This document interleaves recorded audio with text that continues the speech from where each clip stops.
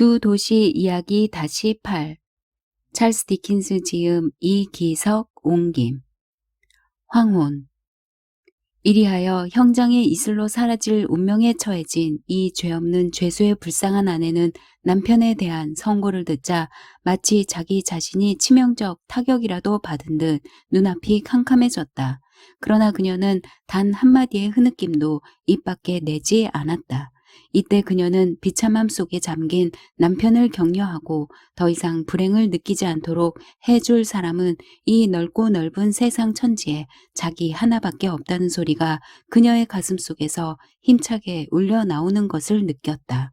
그리고 그 소리는 그녀를 이 같은 충격으로부터 당장에 다시 일어서게 하는 힘이 되었다. 재판관들이 법정 밖에서 벌어진 데모에 참가하지 않으면 안 되었던 관계로 다음 재판은 연기되었다.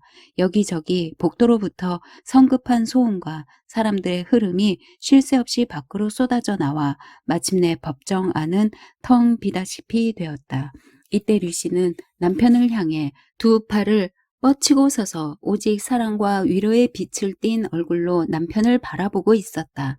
그의 손을 잡아 볼 수 있다면, 한 번만이라도 그의 품에 안길 수 있다면, 오 인자하신 시민 여러분, 여러분이 우리에게 그만한 동정이라도 베풀어 주신다면 그 자리에 남아 있는 것은 한 명의 옥리와 어젯밤 그를 체포해간 4사람 중 2명과 바세드, 이렇게 4명뿐이고 나머지 군중들은 모두 다 거리로 뛰쳐나가 시위 대열 속으로 합류했다.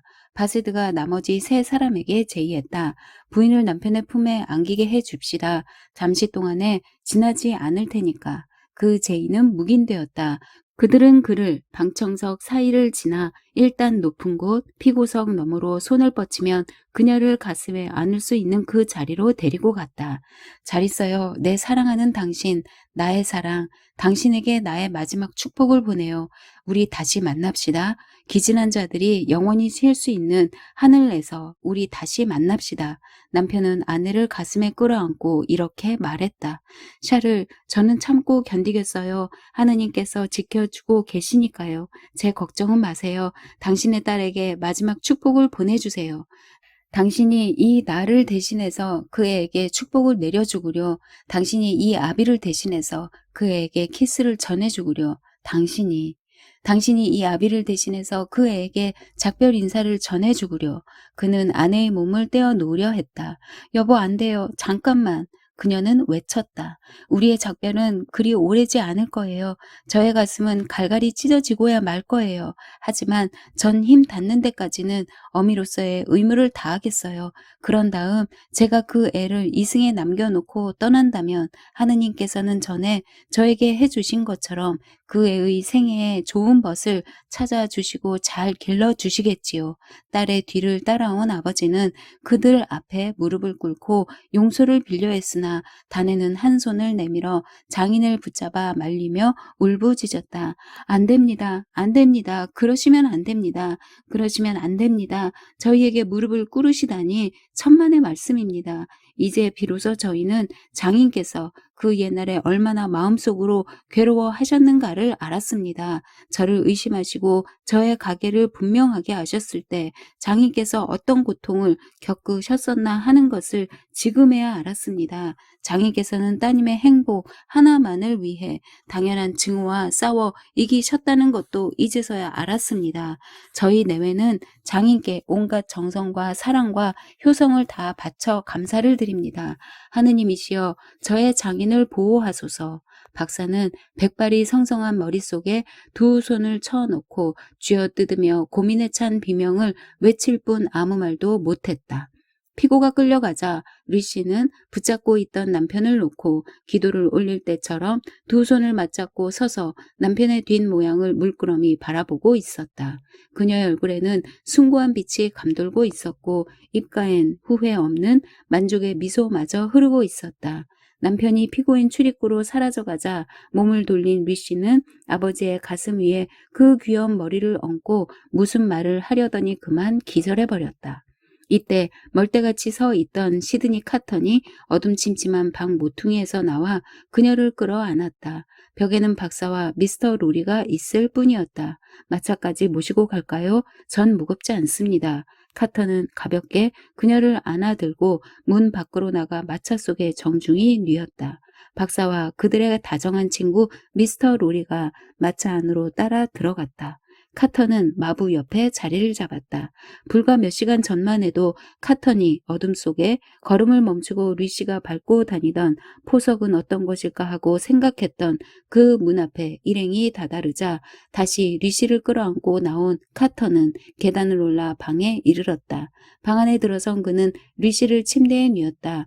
이때 그녀의 어린 딸 리씨 2세와 미스 프로스가 달려들어 울음을 터뜨렸다. 아가씨를 깨우지 말아요. 카터는 상냥한 목소리로 미스 프로스에게 일렀다. 그냥 두는 게 좋아. 잠깐 기절해 있을 뿐이니까 깨우지 말아요. 아, 카턴 아저씨, 카턴 아저씨, 우리 카턴 아저씨. 어린 리씨가 카턴의 품 안으로 달려들며 흐느꼈다. 아저씨가 오셨으니까 이젠 엄마를 살려주시겠죠? 아빠도 살려주시겠죠? 아, 우리 엄마 좀 보세요. 카턴 아저씨, 세상에서 엄마를 가장 좋아하시는 아저씨가 엄마의 저런 모습을 보고 견딜 수 있어요? 카터는 허리를 굽혀 그 꽃같이 귀여운 뺨에 자기 뺨을 비벼댔다. 그러고 지그시 몸을 일으킨 카터는 의식을 잃고 있는 아이의 엄마를 바라보았다. 카턴이 옆방으로 나가자 미스터 로리와 박사가 따라 들어왔다. 카턴이 벼랑간 두 사람을 돌아보더니 박사에게 말했다. 마네트 박사님, 박사께서는 위대한 세력을 가지셨지요. 어제까지는 말입니다. 최소한 다시 한번 노력해 보십시다. 저 재판관이라든가 기타 권력을 쥐고 있는 자들은 모두 박사께 호의를 가지고 있고 박사의 공로를 인정하고 있으니까요. 그렇지 않습니까? 샤를에게 관련된 것으로 내가 모르는 일은 하나도 없었소이다. 나는 샤를을 살려낼 확신을 갖고 있었던 것이오. 그리고 결국 난 그를 살려냈었던 것이오. 박사는 몹시 괴로운 듯 천천히 말을 이었다. 그럼 다시 한번 애써 보시죠. 내일 오후까지 시간은 별로 없습니다만 다시 한번 애써 보시죠. 나도 그럴 작정으로 있어. 난 잠시도 쉬지 않고 돌아다녀 볼 작정이요. 그럼 됐습니다. 저는 지금까지 선생님 같으신 위대한 정력을 가진 분이야말로 위대한 일을 하실 수 있는 분이라고 믿어왔습니다. 그러나 이번 일은 카터는 미소와 한숨을 뒤섞으며 말을 이었다. 이번 일 같은 큰일은 아무튼 애써 보시죠. 인생이란 잘못 사용하면 한 푼 값어치도 없는 것이지만 이렇게 노력을 할 땐 고귀한 것이지요. 만약 인생이라는 것이 노력할 가치조차 없는 것이라면 내버려도 아까울 것 하나 없습니다.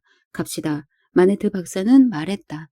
검사에게로든 재판장에게로든 곧장 갑시다. 그리고 그 밖에 유지들에게도 가서 부탁하십시다. 뭐 그 사람들의 이름을 여기서 말할 필요는 없지만 진정서도 내서 보내겠소. 그러나 가만히 있자 거리는 온통 축하 행렬로 차 있으니 밤까지는 아무도 통행을 할 수 없겠는걸. 그렇습니다. 오라요. 최선을 다한댔자 어차피 희망은 없으니 밤까지 기다린다고 더 희망이 없어질 것도 아니지요. 박사께서 얼마나 정열가이신지 보고 싶습니다. 하지만 잘 알아두십시오. 전 기대를 걸고 있지 않습니다. 마네트 박사, 그 권력가들과는 언제 만나시겠다고요? 캄캄해지면 즉시 만나게 되겠지. 지금으로부터 한두 시간 이내에 4시 후면 깜깜해집니다. 넉넉히 한두 시간 잡기로 하죠. 제가 9시경에 미스터 로리에게 들르면 박사님의 운동의 결과를 듣게 되겠군요. 박사님께 직접 듣건 미스터 로리를 통해서 듣건 말이죠. 좋소. 성공을 빕니다. 미스터 카턴을 대문까지 배웅한 미스터 로리가 밖으로 나가려는 그의 어깨에 손을 얹어 놓는 바람에 카턴은 뒤를 돌아다 보았다. 내 생각으로는 절망입니다. 로리는 낮은 음성으로 슬픈 듯 소곤거렸다. 저 역시 그자들 중 누구 하나가 또는 그자들 전원이 그를 살리고 싶은 생각을 갖고 있다고 하더라도 물론 그것은 지나친 상상에 지나지 않지만 그자들에겐 단의 생명이건 누구의 생명이건 다 같이 서푼 값어치도 없으니까 법정 밖에서의 그 시위를 눈으로 보고 나서도 감히 그를 살리려 들 사람이 있을지 의문이외다. 저 역시 동감입니다. 저는 그 소동 속에서 도끼 떨어지는 것 같은 소리를 들었어요. 카턴이 말했다. 로리는 문기둥에 한 팔을 기대고 그 위에 얼굴을 파묻었다. 너무 실망하지 마십시오. 카턴은 제법 의젓하게 말했다. 너무 슬퍼하지 마세요. 제가 마네트 박사를 격려해 드리면 그것은 곧 어느 날이고 류씨를 위로하는 결과가 될 것이라는 그런 생각에서 저는 박사의 마음을 격려해 드렸던 것입니다. 그렇지 않으면 남편의 생명은 함부로 내던져진 것이다. 가치 없는 삶이었다고 류씨가 생각할지도 모르니까요. 그리고 그렇게 생각하면 괴로울 것이니까요. 오라요 오라. 미스터 로리는 눈물을 닦으며 대꾸했다. 미스터 카턴의 말이 오라. 그러나 아무튼 이달 안에 죽을 거요. 정말 희망이 없어요. 그래요. 그는 죽습니다. 정말 희망이 없어요. 카턴은 되풀이했다. 그리고 그는 침착한 걸음걸이로 계단을 내려갔다. 한밤중 어디로 가야 좋을지 마음을 잡지 못한 시드니 카터는 거리 한복판에서 걸음을 멈추었다. 9시에 텔슨 은행에서 만나기로 했지. 그는 생각에 잠긴 얼굴로 중얼거렸다. 그럼 어디 그동안 거기에나 가보는 게 좋지 않을까? 아무래도 그게 좋을 것 같은데 세상엔 나 같은 사람도 있다는 것을 그 작자들에게 보여주는 것이 상책이야. 안전한 예방책도 될 테고 피로 불가결의 준비 공작이 될지도 몰라. 그러나 조심 어디 잘 생각해 보기로 하자. 여기서 그는 생땅 또한 방향으로 발길을 돌렸다. 아까 재판정에서 드파르주는 자신을 소개하기를 생땅 또한 끄트머리의 술집 주인이라고 그랬으니까 시내를 잘 알고 있는 사람이면 그의 주막쯤 찾아내기란 쉬운 일이겠지. 카터는 그 주막을 확인하고 나서 일단 그 좁디 좁은 거리에서 빠져나와 음식점에서 저녁 식사를 한 다음 늘어지게 한잠 잤다.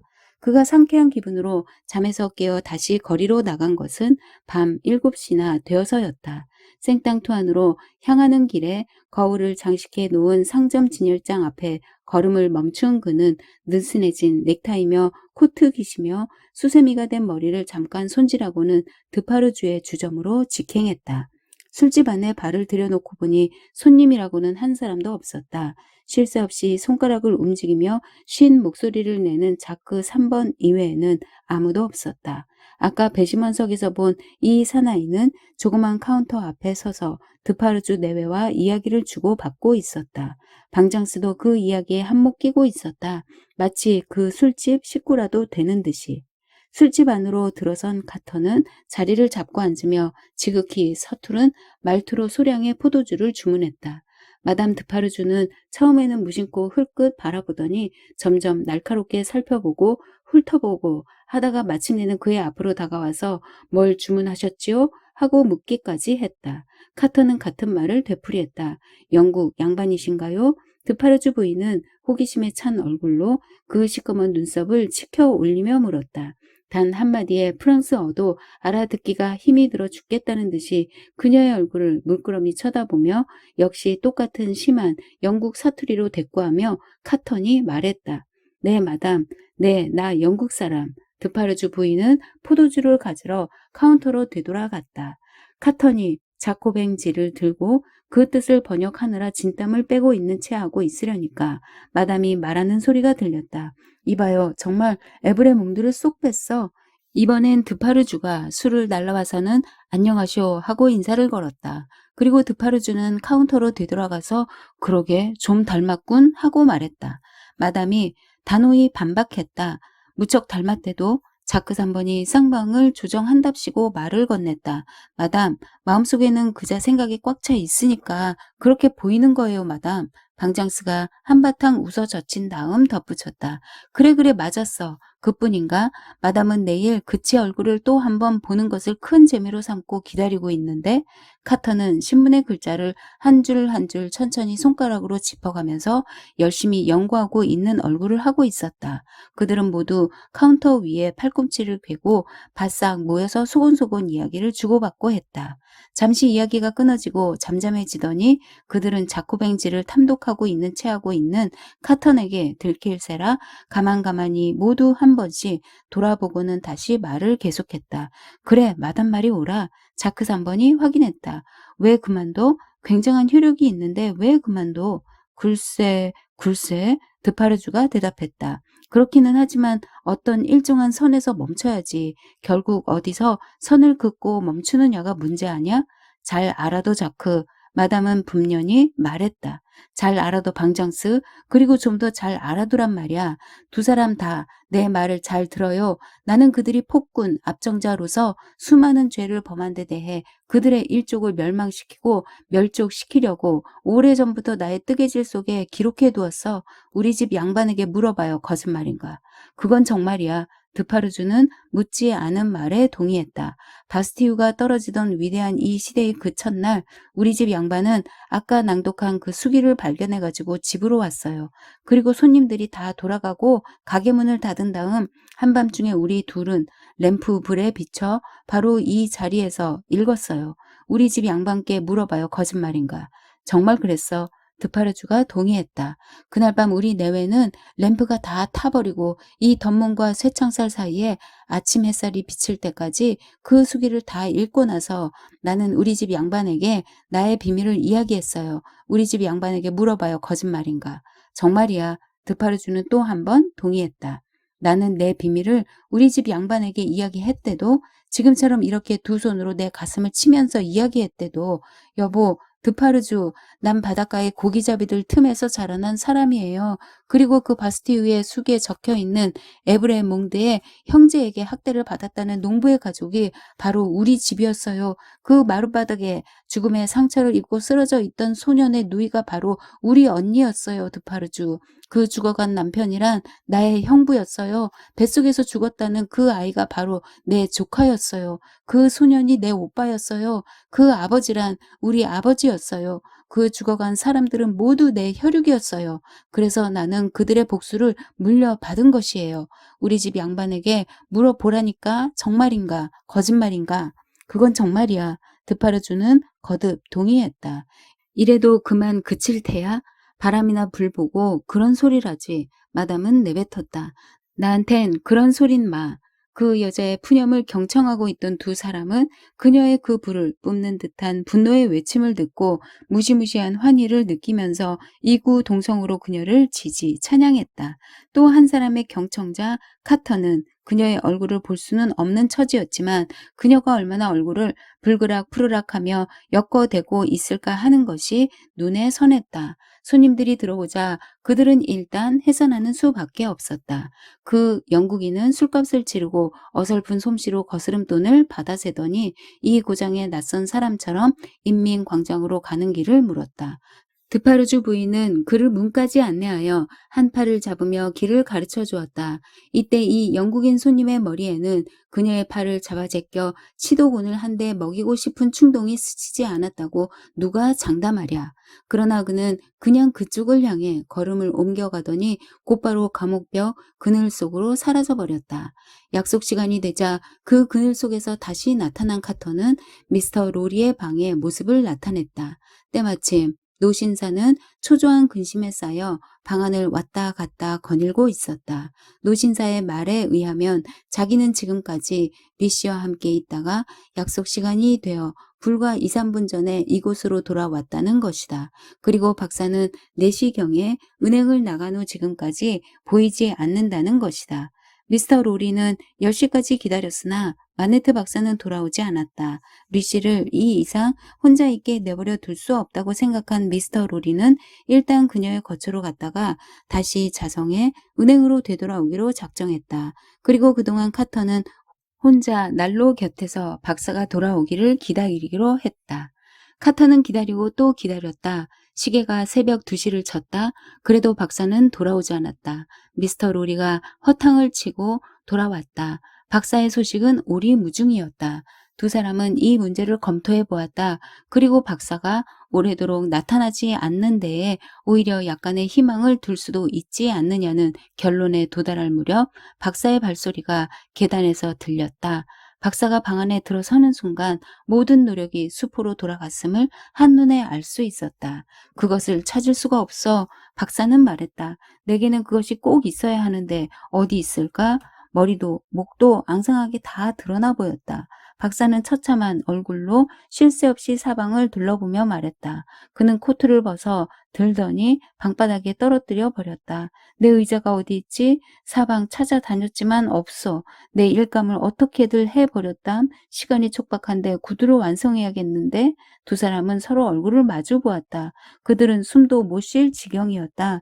일은 잡쳐버렸다. 완전히 잡쳐버린 것이다. 박사의 이성을 되찾는다는 것은, 박사의 정신을 다시 찾는다는 것은 분명히 가망 없는 노릇이다. 그들은 약속이라도 한 듯이 박사의 어깨에 한 손을 올려놓고 박사를 진정시켜 난로가에 앉히며 곧 일감을 갖도록 해주겠다고 다짐을 했다.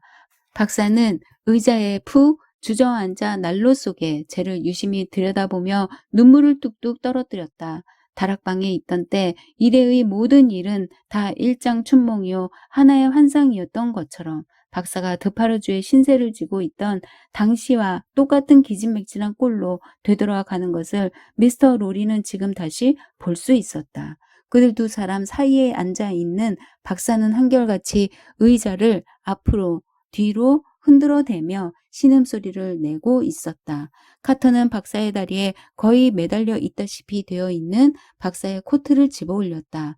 이때 박사가 매일의 일과 메모를 넣어가지고 다니는 조그만 케이스가 떨어졌다. 카터는 그것을 집어들었다.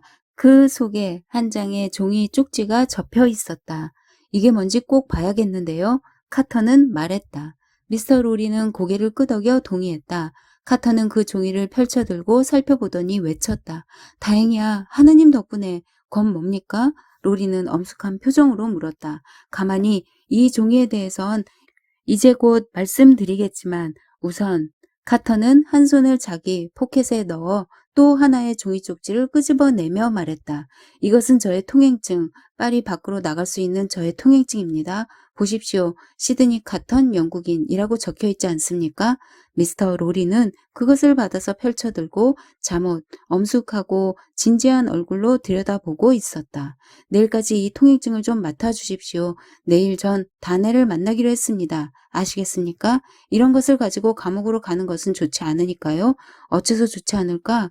뭐 확실한 이유는 없습니다만 그저 안 가지고 가는 것이 좋을 듯 싶습니다. 자, 그럼 이번엔 마네트 박사가 가지고 다니시던 종이 쪽지를 받으십시오. 이것도 비슷한 증명서입니다. 박사와 따님과 소녀가 어느 때를 막론하고 파리의 검문소와 국경을 통과할 수 있는 통행증입니다. 아시겠어요? 과연 아마 박사께서는 최악의 경우에 미리 대비해 어제 이것을 맡아 두셨을 겁니다. 그런데 며칠 일자로 되어 있으니까? 아니, 그런 것은 아무래도 좋습니다. 그만두십시오. 제 증명서와 그것을 잘 맡아 두십시오. 그리고 제 말 좀 들어보세요. 한 2시간 전까지만 해도 저는 박사께서 그런 서류를 가지고 계시고 또 맡아 두실 수 있다는 것에 대해 조금도 의심치 않았습니다. 그것은 취소 통지가 나올 때까진 유효입니다. 그런데 곧 취소될 위험성이 있어요. 저는 그럴 만한 까닭을 알고 있습니다. 아마 곧 취소될 겁니다. 박사대 새 식구는 위험하지 않을 텐데. 아니요, 그들은 무척 위험합니다. 드파르주 부인으로부터 고발당할 위험이 있어요. 전 그 여자가 말하는 것을 듣고 아는 겁니다. 오늘 밤 전 그 여자가 이야기하는 것을 엿들었는데 제 생각으로는 박사 댁에 위험이 닥쳐올 것 같았습니다. 그래서 저는 지체 없이 행동을 취했지요. 즉시로 그 스파이 녀석을 만났단 말씀입니다. 그런데 그 녀석이 제게 확실히 말하기를 자기는 감옥 담 곁에 살고 있는 나무장수가 그자는 드파르주 내외의 부하인데 박사 따님을 봤다고, 그녀가 죄수에게 손짓과 신호를 하는 것을 봤다고 이른 것을 알고 있대요. 카터는 절대 류시의 이름을 부르지 않고 그녀 등으로 불렀다. 그러니 흔해 빠진 옥내 밀통이란 구실을 붙여서 고발당할 가능성이 있다는 것은 뻔한 일입니다. 그리고 일이 그렇게 되면 따님의 생명이 위험합니다. 아마 그녀의 어린 딸의 생명도 박사의 생명도 위험할지 모르겠습니다. 그 감옥담 근처에 그녀와 같이 있는 것을 보았다니까. 그러나 너무 겁난 얼굴일랑 하지 마십시오. 선생께서 그들을 모두 살려내실 수 있으니까요. 제발 하느님 덕분에 그렇게 되었으면 좋으련만. 카턴, 그러나 내가 어떻게? 이제 그 방법을 알려드리겠습니다. 그것은 영감님만이 하실 수 있는 일입니다. 영감님보다 더 적임자는 없을 것입니다. 분명히 그들은 내일 모레 이전에는 고발을 하지 않을 겁니다. 2, 3일간은 여유가 있어요. 아마 일주일 후까지도 하지 않을지도 모르죠.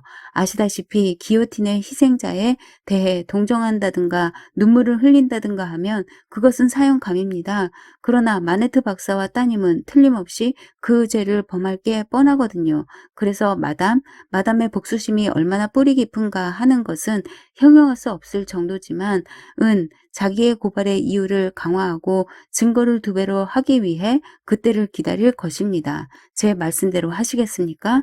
선생 말에 너무도 열중해서 잠시 여기서 그는 박사의 의자 등을 어루만지며 계속했다. 박사님에 대한 고민까지도 잊어버릴 지경이었소이다. 영감님께서는 돈을 가지고 계시니까 최대한 신속히 떠나갈 준비를 하실 수 있을 겁니다. 더욱이 영감님께선 며칠 전부터 영국으로 돌아가실 준비를 갖춰 오셨으니까요. 내일 오후 2시엔 거뜬히 떠날 수 있도록 새벽부터 말 준비를 좀 해 두십시오. 어디 해봅시다. 카턴의 태도에는 정열과 영감이 어려 있었다. 로리도 그 불꽃에 감싸여 젊은이처럼 재빨라졌다. 영감님은 참 훌륭하신 분이야. 영감님 이상의 적임자는 없다고 아까 제가 그랬잖아요. 오늘 밤 박사의 따님에게 영감님이 아시는 것을 다 이야기해 주십시오. 따님이 위험하다는 것, 그리고 박사와 어린애까지도 한데 휩쓸려 들어갈 위험이 있다는 것 등을 모두 이야기해 주세요. 혼자뿐 아니라 식구가 모두 위험하다는 점을 강조해 주십시오. 그렇지 않으면 그 아름다운 머리를 남편 곁에 나란히 놓고 이 세상을 기꺼이 하직하려 들지도 모르니까요. 여기서 잠시 머뭇머뭇하다가 그는 다시 말을 계속했다. 어린애와 아버님을 위해 식구들과 영감님과 함께 그 시각에 파리를 떠날 필요가 있다는 점을 강조해 주십시오. 그리고 이것은 그녀의 남편이 마지막으로 주선한 계획이었다고 전해 주십시오. 그대로만 한다면 그녀가 억지로 희망을 걸고 믿고 있는 것 이상으로 좋은 일이 생길 것이라고도 전해 주십시오. 박사께서는 지금 이런 딱한 상태에 놓여 있지만 따님의 말을 들을까요? 어떻습니까? 안 들을까요? 잠자코 따님의 말을 좇을 것이요. 저도 그렇게 생각합니다. 조용히 그리고 차근차근하게 이곳 안뜰에서 준비를 해 주십시오. 마차에 영감님 자리도 마련해 놓으실 것을 잊지 마시고요. 그리고 제가 마차에 올라타는 즉시로 출발하도록 해 주세요. 무슨 일이 있더라도 선생을 기다려서 출발하도록 하자. 그 말이지요. 박사댁 새 식구의 증명서와 함께 제 것도 영감님께서 가지고 계시니까 제 자리를 잡아 놓으셔야 합니다. 아시겠습니까? 제 좌석에 메워지는 순간 지체 없이 영국으로 떠나시면 됩니다. 옳지 그럼. 미스터 로리는 카튼의 열렬하고 자신만만하고도 침착한 손을 힘껏 잡으면서 말했다. 이 늙은 것이 혼자서 모든 일을 감당해야 한다는 것이 아니고 젊고 진실한 선생이 나를 도와주시겠다는 그 말이지요. 하느님 덕분에 모든 일이 잘 될 겁니다. 지금 우리가 정한 그 출발 절차는 무슨 일이 있더라도 절대 변경하시지 않겠다고 엄숙히 약속해 주십시오. 절대 맹세하겠소, 카턴. 그리고 내일 잊지 마시고 제 말씀을 생각해 주십시오. 그 출발 절차를 변경하시든가 지연시키신다면 무슨 일이 있더라도 말입니다. 아마 모두의 생명이 위험할 것입니다. 많은 생명이 희생을 당할 것이 분명합니다. 네, 명심하겠소? 나는 나에게 맡겨진 책임을 충실히 이행하겠소이다. 저도 제 일을 힘껏 하겠습니다. 그럼 안녕히. 카터는 박사를 부축하여 괴로움에 몸부림치는 그녀가 공포의 그 밤을 꼬박 앉아 세운 그 집 안뜰까지 모셔다 드렸다. 아, 자기의 외로운 심정을 그녀에게 고백하던 지금도 기억에 새로운 그 당시에는 너무나도 행복에 쌓여있던 그녀. 안뜰로 들어간 카터는 잠시 거기에 외로이 걸음을 멈추고 서서 그녀의 방 창가에 비치는 불빛을 쳐다보고 있었다. 그곳을 물러가기 전에 카터는 그곳을 향해 축복을 던지고 작별의 인사를 했다. 52명의 목. 콩시에르 주리의 캄캄한 감옥 속에서는 그날의 사형수들이 운명의 시간을 기다리고 있었다. 지금 독방 속에 감금되어 있는 샤를 다네는 재판정에서 돌아온 이후로는 한 가닥의 희망도 품고 있지 않았다. 낭독되었던 그 수기의 구절마다에서 그는 사형 선고의 소리를 들었다. 어떠한 개인의 힘으로도 자기를 구해낼 수 없다는 것, 자기에 대한 판결은 수백만 관중의 도덕적 판결이라는 것, 그러므로 그 몇 사람쯤의 힘으로는 아무 소용도 없다는 것을 그는 너무도 잘 알고 있었다. 그렇기는 하지만 사랑하는 아내의 생생한 모습이 눈앞에 아른거릴 때 그저 참고 견뎌야겠다고만 마음먹고 있기란 쉬운 일이 아니었다. 또 생명에 대한 애착심 역시 치열한 것이었으므로 거기서 초월하기란 참으로 어려운 일이었다. 조금씩 마음을 가다듬어 이쪽을 가까스로 체념하면 저쪽에서 더 큰 애착을 느끼는 것이었으며 한쪽을 정복하고자 전력을 다해 마침내 그쪽을 터놓으면 이번엔 다른 쪽에 막히는 지경이었다. 동시에 그의 모든 사고 활동은 곤두박질치고 심장은 뒤죽박죽 열에 들뜬 듯 격동하며 체념하려는 그의 심경에 대해 반기를 들고 나섰다. 만약 잠시나마 그가 체념의 심경에 도달해 있기라도 할 것 같으면 이번엔 뒤에 살아남을 아내와 아이가 체념을 하다니 너무나도 이기적이에요 하고 항의해 오는 것 같은 망상에 사로잡혔다. 그러나 이러한 마음의 갈등이 계속된 것도 당초에 얼마 동안뿐이었다.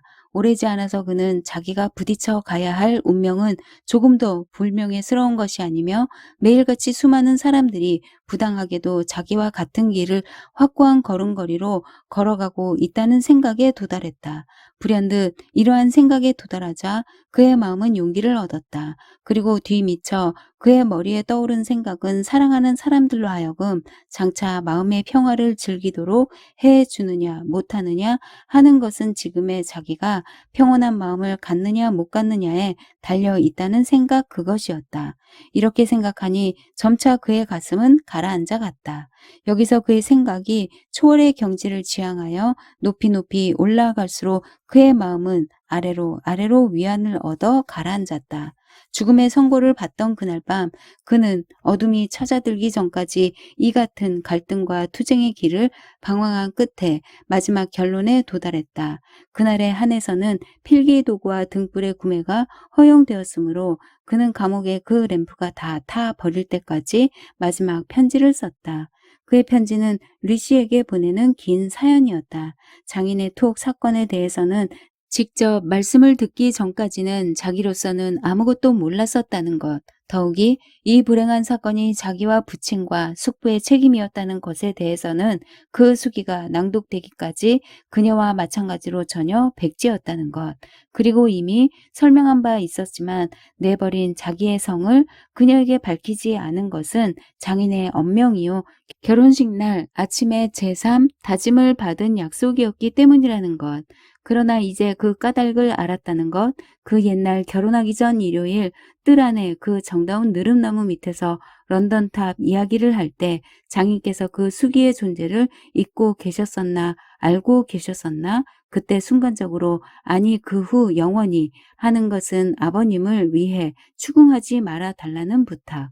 아버님께서 그 수기에 관한 분명한 기억을 가지고 계셨다 하더라도 바스티우 함락 직후 발견된 모든 죄수의 유품이 전 세계에 공개되었을 때도 그 수기가 보이지 않았기 때문에 필경 아버님께서는 그것이 바스티와 함께 사라져 버린 것으로 생각하셨을 것이라는 것 등을 적은 다음 그는 최후의 부탁을 했다. 마지막으로 당신에게 부탁하는 것은 이런 말은 할 필요도 없을 것으로 알지만 모든 힘과 수단을 다해서 아버님을 위로해 드리라는 것이요. 아버님께서는 자책하실 아무런 일도 하시지 않았을 뿐 아니라 도리어 우리 두 사람의 결합을 위해서 자신의 모든 과거까지도 깨끗이 망각 속에 파묻어 버리셨던 것이 아니오. 내가 마지막으로 보내는 감사에 찬 사랑과 축복을 잊지 말고 부디 슬픔을 이겨내고 우리의 귀여운 딸을 위해서 헌신해 주시오. 그리고 우리가 천국에서 다시 만날 때 아버님을 위로해 드립시다. 그는 장인에게도 같은 취지의 글을 썼으나 단 아내와 아이를 잘 부탁한다는 이야기를 강조했다.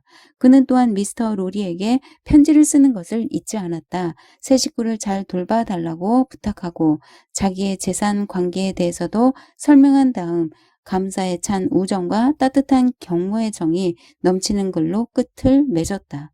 이로써 그의 유서는 완성된 셈이다. 그는 카턴 생각은 꿈에도 하지 않았다. 그의 마음은 여러 가지 일로 가득 차 있었던 관계로 미처 카턴에게까지는 생각이 미친 적이 단 한 번도 없었다. 불이 다 타버리기 전에 그는 이 편지들을 다 썼다. 붓을 놓고 밀집 침대에 들어 누운 그는 이승에서의 일은 다 끝났다는 감회에 쌓여 있었다. 그러나 저승 아닌 이승에서 잠든 그의 앞에는 휘황한 세계가 가로놓여 있었다. 그는 자유와 행복 속에 소호 광장의 옛집으로 돌아가 그러나 그 집은 실제의 소호 광장의 집과는 얼토당토 않게 다른 집이었다.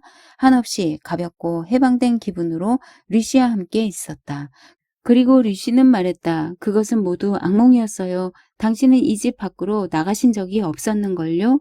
한동안 망각이 계속됐다. 이미 처형도 끝나고 그는 죽어서 평화로운 마음으로 류씨의 곁으로 돌아와 있다. 그러나 죽었다는 자기가 조금도 변함없는 모습으로 돌아가 있는 것이다.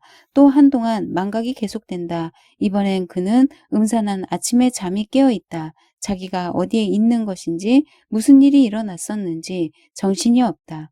이때 벼랑간 번갯불처럼 그의 머리를 스쳐가는 생각이 있다. 오늘이 내 사형일이구나. 이렇게 꿈같은 몇 시간이 지나니 52명의 모가지가 떨어질 그날이 박도했다. 그러자 지금 태연자약한 마음으로 조용히 영웅의 기계를 품고 최후를 맞이하려고 결심하고 있는 이 순간 참으로 극복하기 어려운 하나의 새로운 생각이 잠에서 깨어난 그의 머릿속에서 꿈틀거리기 시작했다. 나는 내 목숨을 빼앗아갈 그놈의 기구를 본 적이 없어. 높이는 얼마나 되며 계단은 몇 개나 될까? 내가 올라가 설 자리는 어디쯤일까? 어떤 식으로 목이 베어지는 걸까? 내 목을 베는 그놈의 것은 시뻘겋게 피로 물들어져 있을까? 내 모가진 어느 쪽을 보며 떨어질 것인가? 맨 처음에 내가 처형될 것인가? 맨 마지막이 될 것인가? 이 같은 수백 수천의 의문이 그의 총명한 의지의 굴레 밖에서 수없이 덤벼들고 몸부림치곤 했다. 그러나 공포심은 조금도 일지 않았다. 공포의 의식은 전혀 없었다. 오히려 그것들은 최후의 순간이 오면 어떻게 할 것인가를 궁금히 여기는 기묘하고도 끈덕진 욕망 그것에 기인하는 것들이었다. 그것은 단지 몇 초에 지나지 않을 그 최초의 순간에 비할 때 너무도 거대한 욕망이요. 그의 가슴 속에 잠복하고 있는 그 자신의 것 아닌 어떤 다른 영혼의 호기심 그것이었다. 시간은 시시각각 옮겨지고 그동안 그는 감방 안에서 서성거리고 있었다. 시계가 다시는 들어볼 수 없는 시간들을 치는 소리가 들렸다. 9시도 10시도 11시도 영원히 지나가 버렸구나. 12시도 이제 곧 사라져 가려는 것이구나. 그는 지금 그를 마지막까지 괴롭힌 이 궤도를 벗어난 사고 활동의 악전 고투 끝에 그것을 극복하고야 만 것이다. 그는 감방을 왔다 갔다 하면서 조용히 모두의 이름을 되풀이하여 부르기도 했다. 최악의 고투는 이미 끝났다. 이제 그는 자기 자신과 모두를 위해 기도하며 광적인 공상에서 벗어나 방안을 왔다 갔다 할 수 있었다. 12시는 영원히 사라져갔다. 마지막 시각이 3시라니까 그보다 좀 더 일찍이 불러내겠지. 호송마차의 무거운 바퀴가 덜거덕 거리를 천천히 뚫고 가자면 상당한 시간이 걸리겠지. 그러니까 2시쯤 불러낼 거야. 그동안 내 마음을 한껏 강하게 닦아 내가 죽은 후에라도 내가 처형되는 광경을 본 식구들에게 든든한 마음을 갖도록 해줘야 해. 라포르스의 감방을 거닐던 때와는 아주 딴 사람이 된 샤를 다네가 지금 가슴에 팔짱을 끼고 일정한 걸음걸이로 감방을 서성거리고 있을 때 한시를 치는 시계 소리가 들렸다. 그는 태어난 심경이었다. 모든 여느 시간과 마찬가지로 그는 그 시간을 세워 넘겼다. 마음의 평온을 회복한 것을 하느님께 경건히 감사드리며 앞으로 1시간 남았구나 하고 속으로 생각한 다음 다시 방 안을 왔다 갔다 하기 시작했다. 문 밖 돌 복도 쪽에서 발소리가 들려왔다. 다네는 걸음을 멈췄다. 열쇠 구멍에 쇠 끼는 소리, 쇠 돌리는 소리, 문이 열렸다. 순간 들려오는 낮은 영어 말소리. 그는 여기서 절 한 번도 본 적이 없으니까요. 선생님 혼자 들어가세요. 전 여기 밖에 있겠습니다. 전 근처에서 기다리고 있겠어요. 어서 빨리. 문은 날쌔게 열렸다가 다시 날쌔게 닫혀졌다. 얼굴에 미소를 띠고 떠들지 말라는 신호로 입술에 손가락을 대고 정면으로 그의 얼굴을 바라보며 조용히 그의 앞을 가로막고 서 있는 것은 시드니 카턴이었다. 카턴의 얼굴에는 유달리 밝고 뚜렷한 빛이 감돌고 있었으므로 순간 죄수는 자신의 망상의 산물인 유령이나 아닐까 하고 착각을 일으킬 지경이었다. 그러나 그 유령은 이야기를 하는 것이었다. 분명히 카턴의 목소리였다. 그는 죄수의 손을 잡았다. 그것은 실제 카턴의 손이 아닌가. 이 세상하고 많은 사람들 중에서 내가 자네를 만나러 오리라고는 생각지 못했을걸? 카턴이 말했다. 난 정말 선생인 줄은 몰랐습니다. 지금도 믿어지지가 않아요, 선생도. 벼랑간 혹시나 하는 걱정이 그의 머리에 떠올랐다. 죄수가 된 것은 아니겠죠? 천만에. 나는 우연한 일로 이곳에 있는 옥리 한 명을 내 마음대로 조종하게 되어서 그 덕택에 이렇게 자네 옆에 서 있게 된 거라네. 난 부인, 자네 부인이 보내서 온 걸세, 다네. 죄수는 카턴의 손에 다시 힘을 주었다. 부인의 말씀을 전하러 온 거요. 그래, 무슨 전원인가요? 가장 진지하고 긴급하고도 중대한 부탁일세. 너무도 애처로운 그 목소리로 말이야. 부인의 다정다감한 그 음성은 자네의 기억에 역력하겠지? 죄수는 약간 외면을 했다. 그러나 지금은 시간이 없어. 그것이 무슨 부탁이며 왜 내가 그것을 전하러 왔는가 하는 것을 물을 시간이 자네에겐 없어. 내가 이야기할 시간도 없고 자넨 부인의 부탁에 응하지 않으면 안 돼. 자, 어서 자네 구두를 벗고 내 구두를 신게. 죄수의 등 뒤 감방벽에는 의자 하나가 기대에 놓여 있었다. 카터는 번갯불같이 날쌘 동작으로 죄수를 그 의자에 떠다 밀어 앉힌 다음 맨발로 상대를 내려다보며 서 있었다. 내 구두를 신게. 손으로 붙잡고 기운을 내서 신게나 어서. 카턴, 여기선 도망 못 갑니다. 절대 안 됩니다. 우린 둘 다 죽을 뿐이에요. 이 무슨 짓입니까? 망령이라도 나셨소.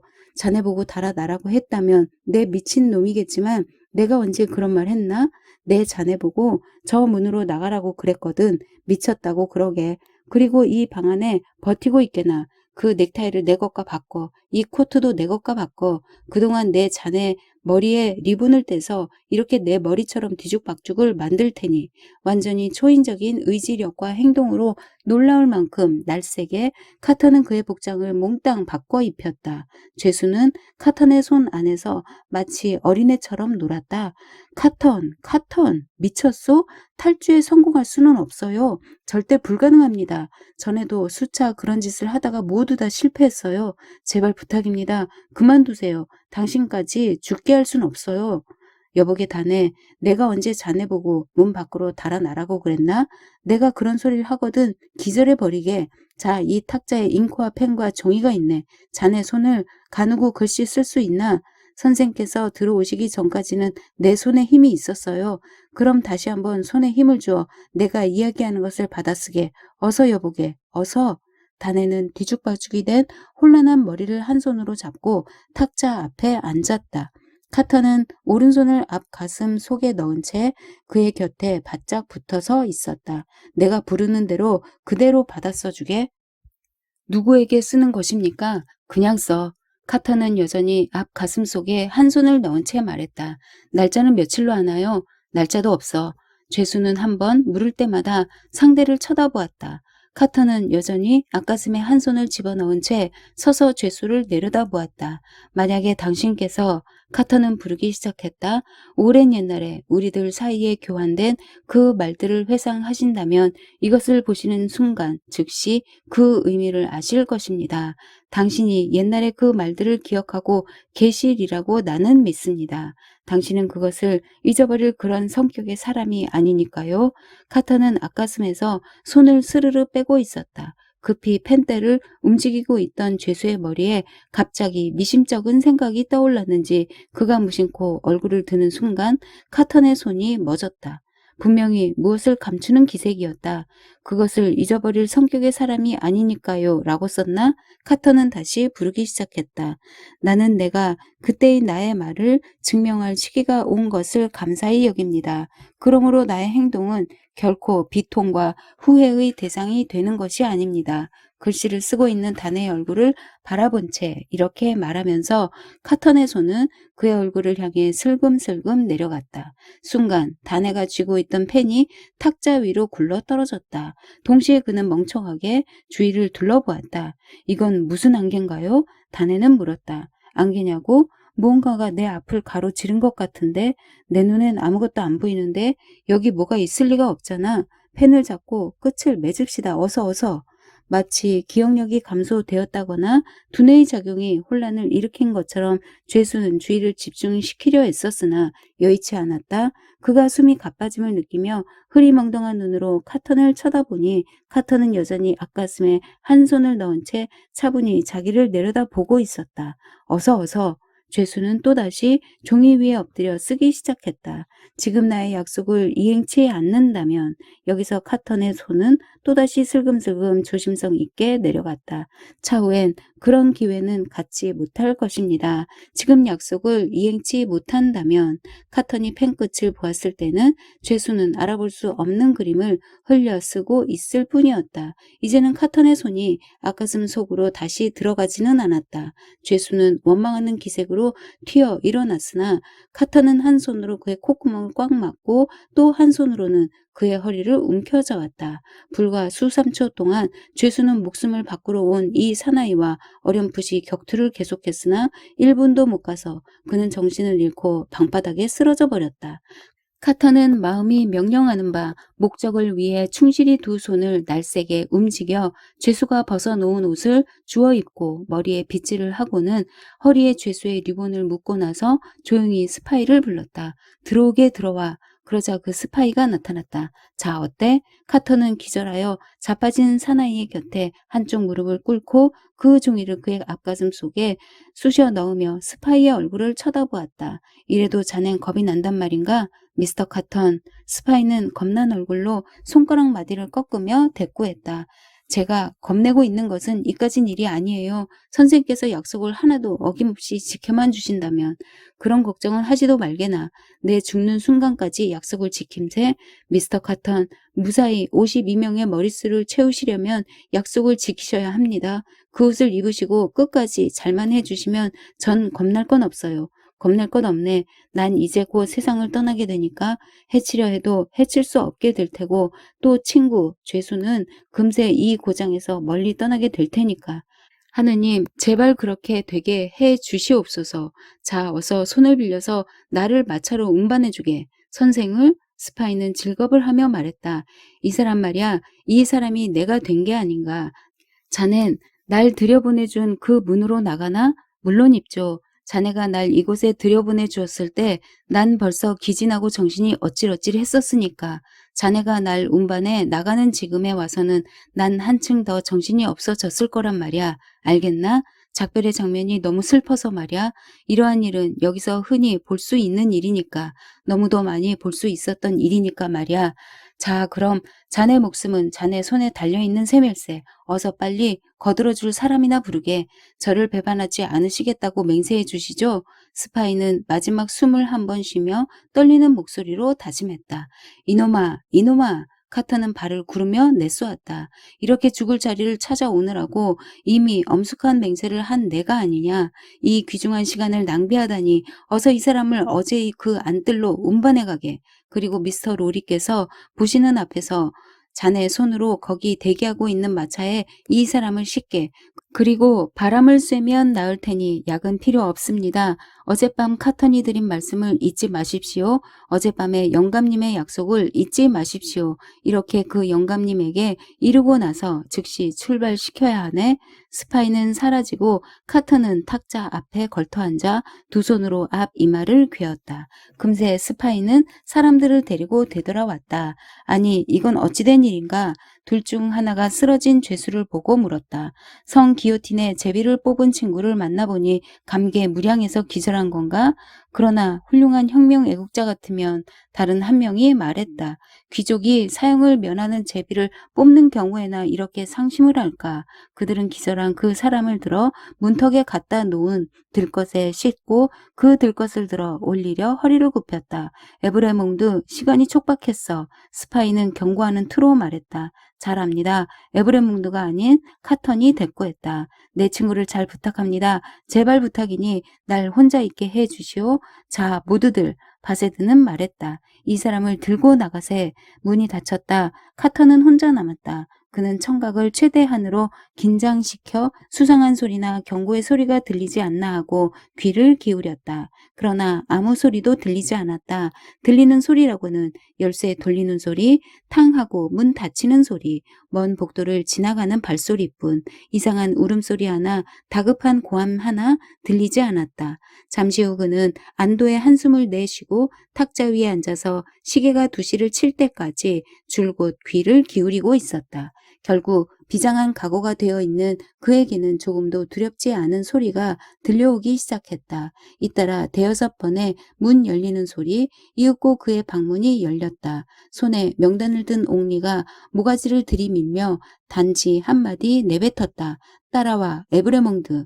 그는 옥리의 뒤를 한참 따라간 끝에 컴컴한 큰 방으로 들어갔다. 그 날은 어둠 침침한 겨울날이었다. 방 안을 보나 방 밖을 보나 시꺼먼 그늘뿐이었다. 그는 어둠 침침한 구석벽에 서 있었다. 그의 뒤를 따라 끌려 들어온 52명 중에 포함된 몇 명의 죄수 중 한 사람이 그의 곁을 지나다 걸음을 멈추고 그를 얼싸안았다. 필시 에브레몽드를 아는 사람인 모양이었다. 그 바람에 카터는 탈로가 나지는 않을까 즐거울 했으나 그 사람은 그냥 지나가 버렸다. 그 후 곧 젊은 여인 하나가 앉아있던 자리에서 일어나 그는 아까부터 그녀를 보고 있었다. 그의 곁으로 가더니 말을 걸었다.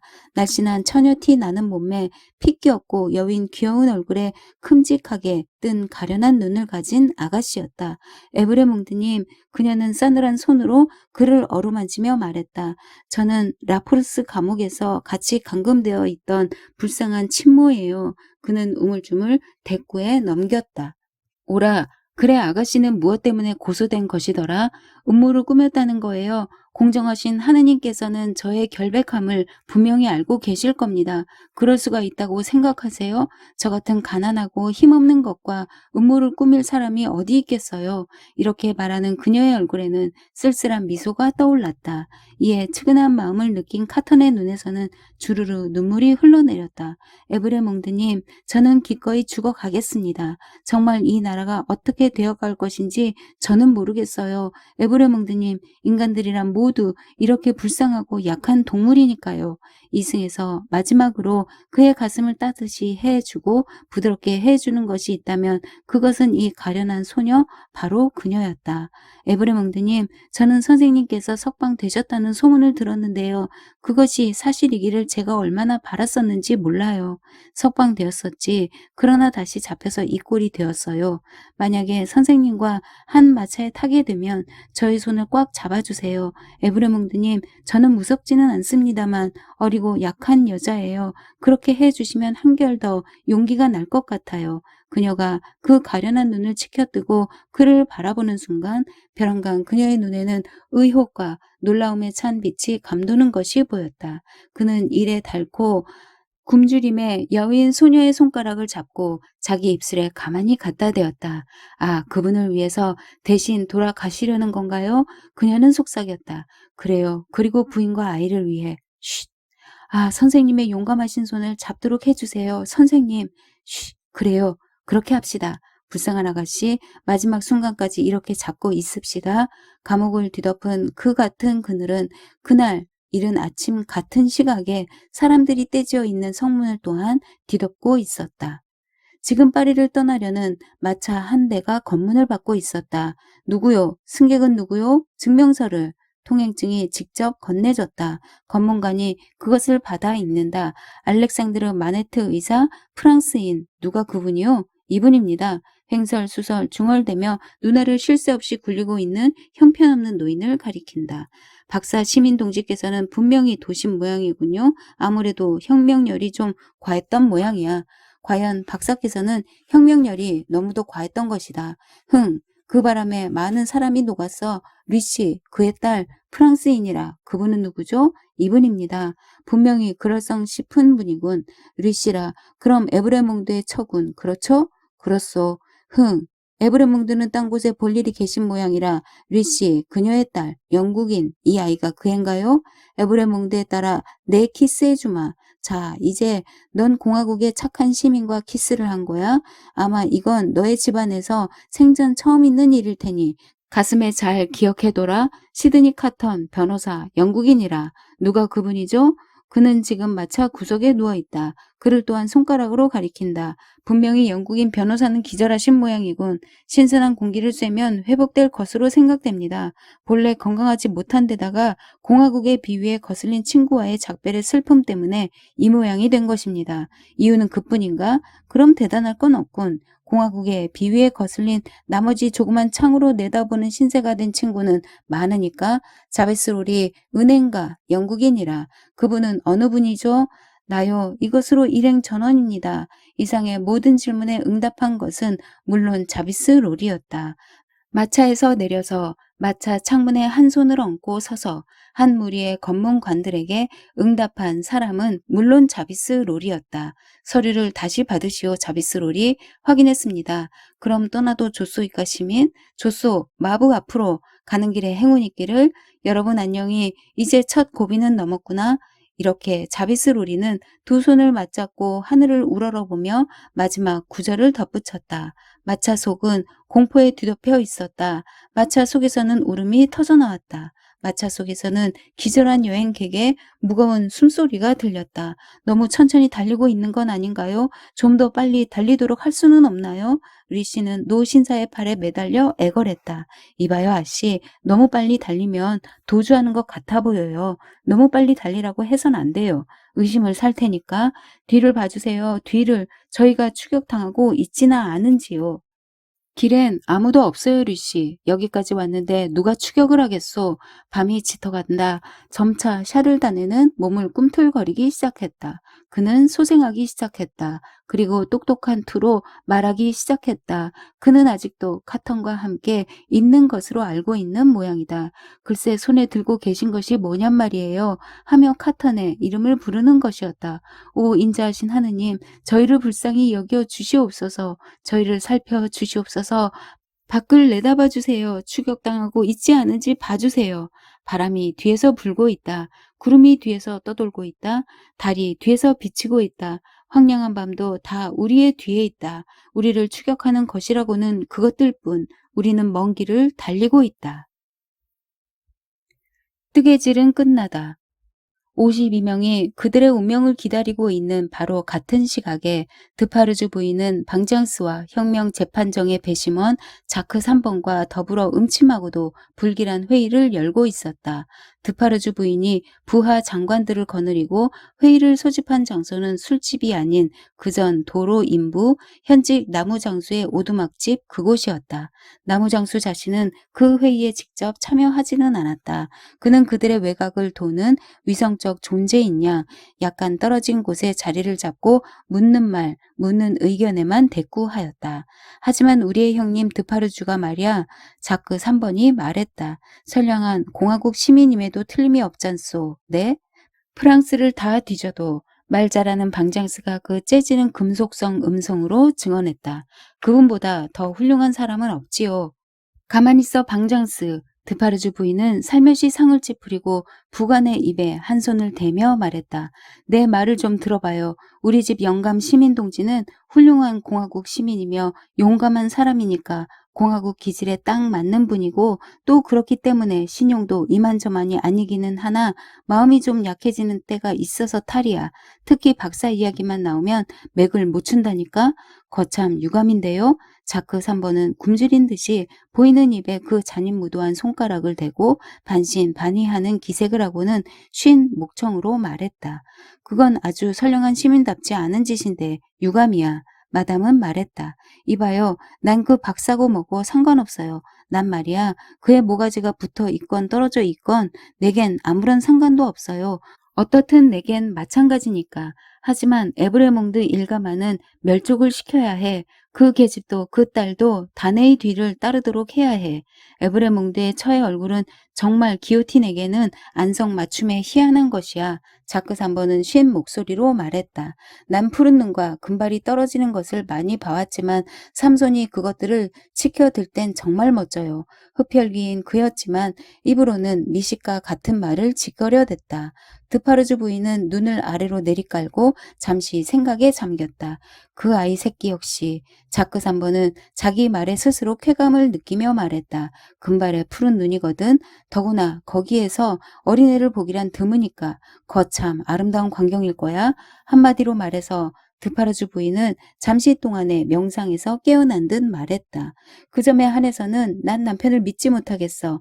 난 어젯밤부터 이런 생각이 들어요. 우리의 상쾌한 계획을 그이에게 알려선 안 될 뿐 아니라 우리가 우물쭈물하고 있다간 그이가 놈들에게 경고를 해서 놈들을 도주시킬 우려까지 있다 그 말이야.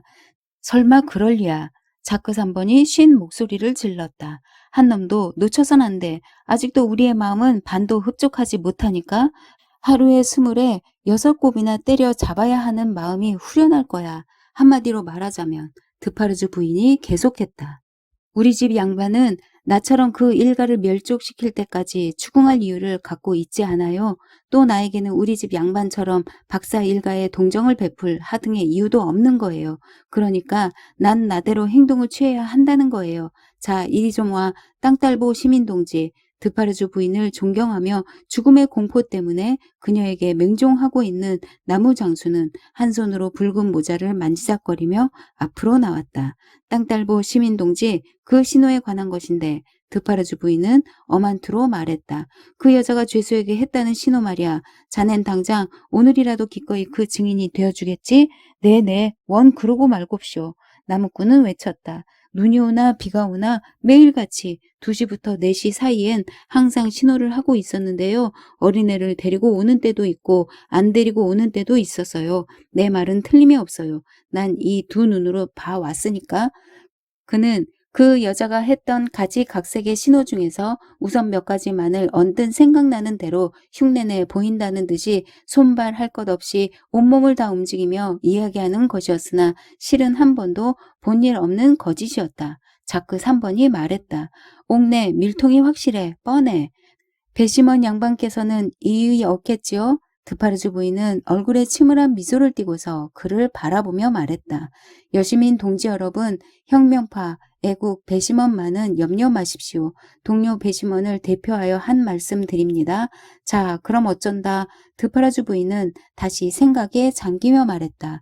그러나 다시 한번 그 박사를 우리 집 양반에게 이름해 보면 어떨까? 난 아무래도 상관없기는 하지만 우리 집 영감에게 맡겨도 괜찮을지. 아냐, 박사에게도 사자밥을 짊어지워야 해. 자크 3번이 낮은 목소리로 말했다. 우리에겐 정말 모가지 수요가 부족해서 죽겠으니까 불쌍하게 생각은 하지만 내가 보니까 박사도 딸과 같이 신호를 하고 있던데 드파르주 부인은 주장했다. 그러니깐 난 한쪽 딸만 가지고 이야기할 순 없단 말이야. 그리고 나는 가만히 입을 다물고 있고 사건 전체를 이 땅딸보 시민에게만 다 맡길 필요는 없다 이거야. 나 역시 훌륭한 목격자니까. 방장스와 자크 3번은 서로 앞을 다투어 가면서 마담이야말로 가장 훌륭하고 가장 경탄할 목격자라고 열심히 증언했다. 일이 이쯤 되고 보니 땅딸보 시민 동지가 마담을 향해서 하느님 못지않은 목격자라고 선언한 것은 과장이 아니었다. 박사는 박사대로 기회를 노리고 있을 거야. 드파르주 부인은 말했다. 난 절대 그 늙은 것을 내버려 둘 순 없어. 여러분은 3시에 볼 일이 있지요? 오늘의 사형을 구경하기로 되어 있으니까. 자크는 이것은 나무 장수를 가리켜 한 말이었다. 나무 장수는 허둥지둥 네 저도 가요 하고 긍정한 다음 재빨리 기회를 잡아 다음의 이야기를 덧붙였다.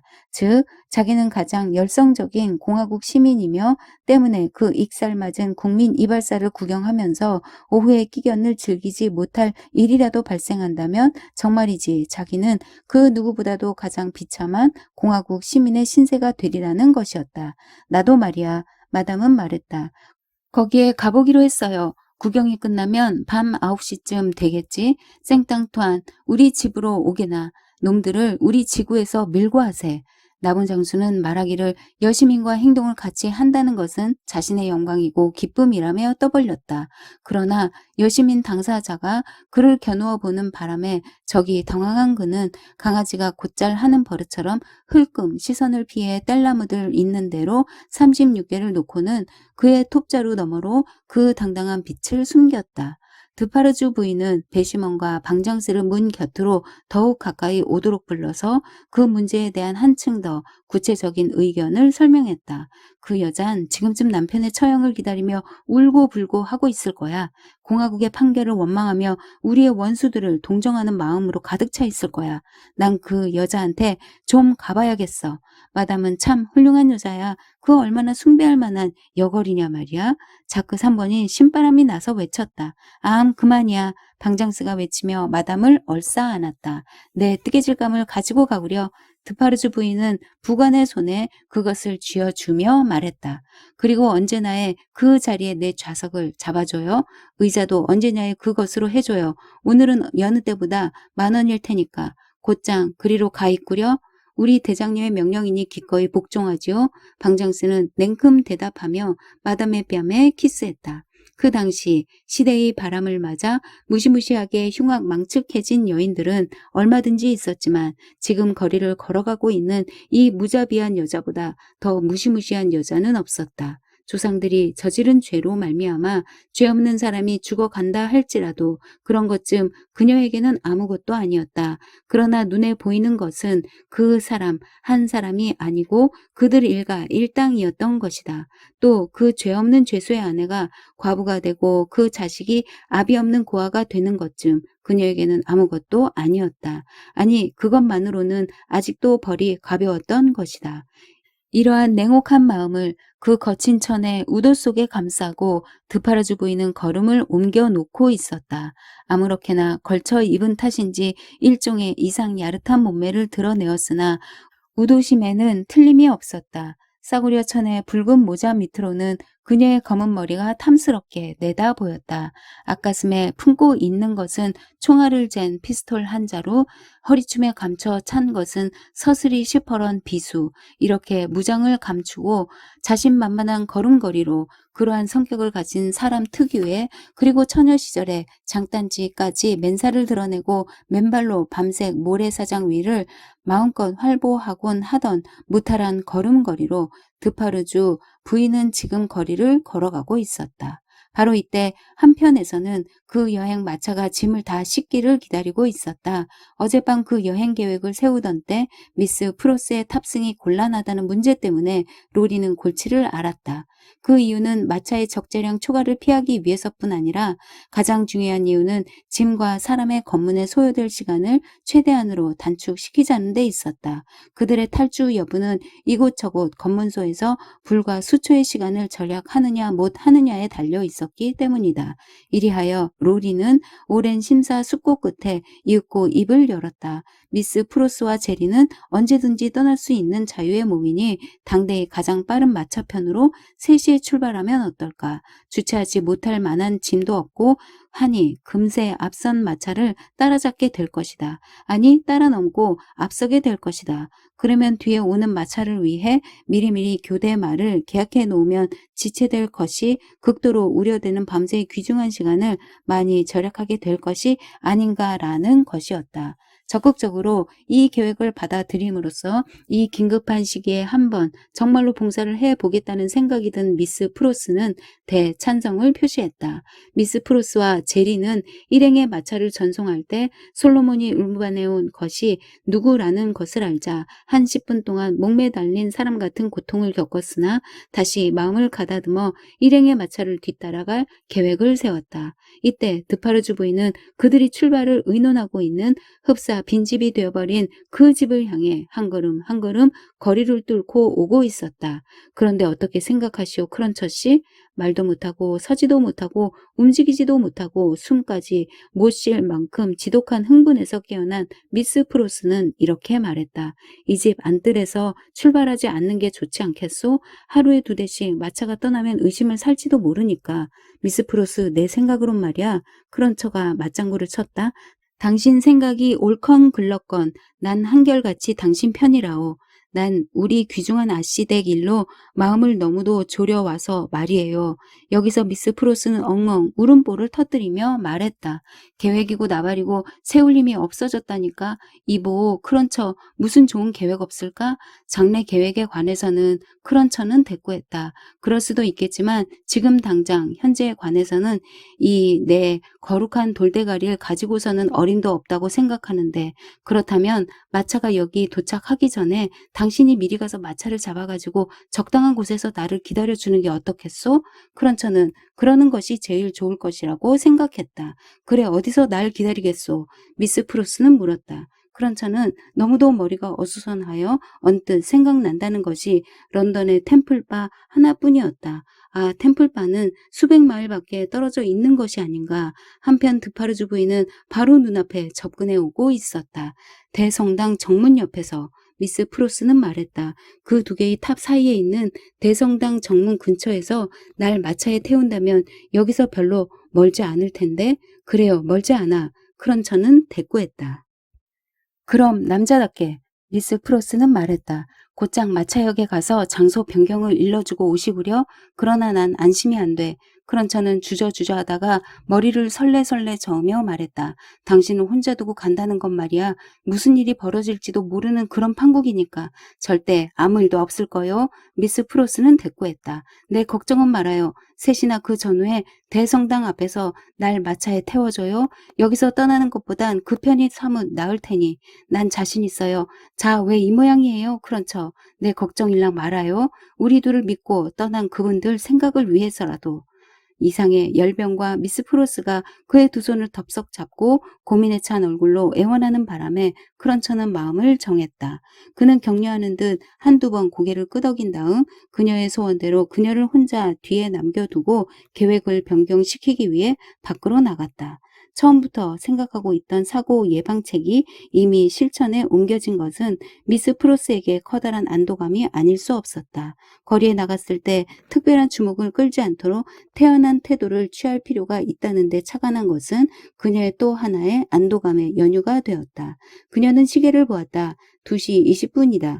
우물쭈물 시간이 없다. 곧 차비를 갖추어야 했다. 미스 프로스는 너무 마음이 당황한 때문인지 텅텅 빈 쓸쓸한 방들의 활짝 열린 문으로부터 사람의 얼굴이 내다 보이고 있는 것만 같은 착각에 사로잡혔다.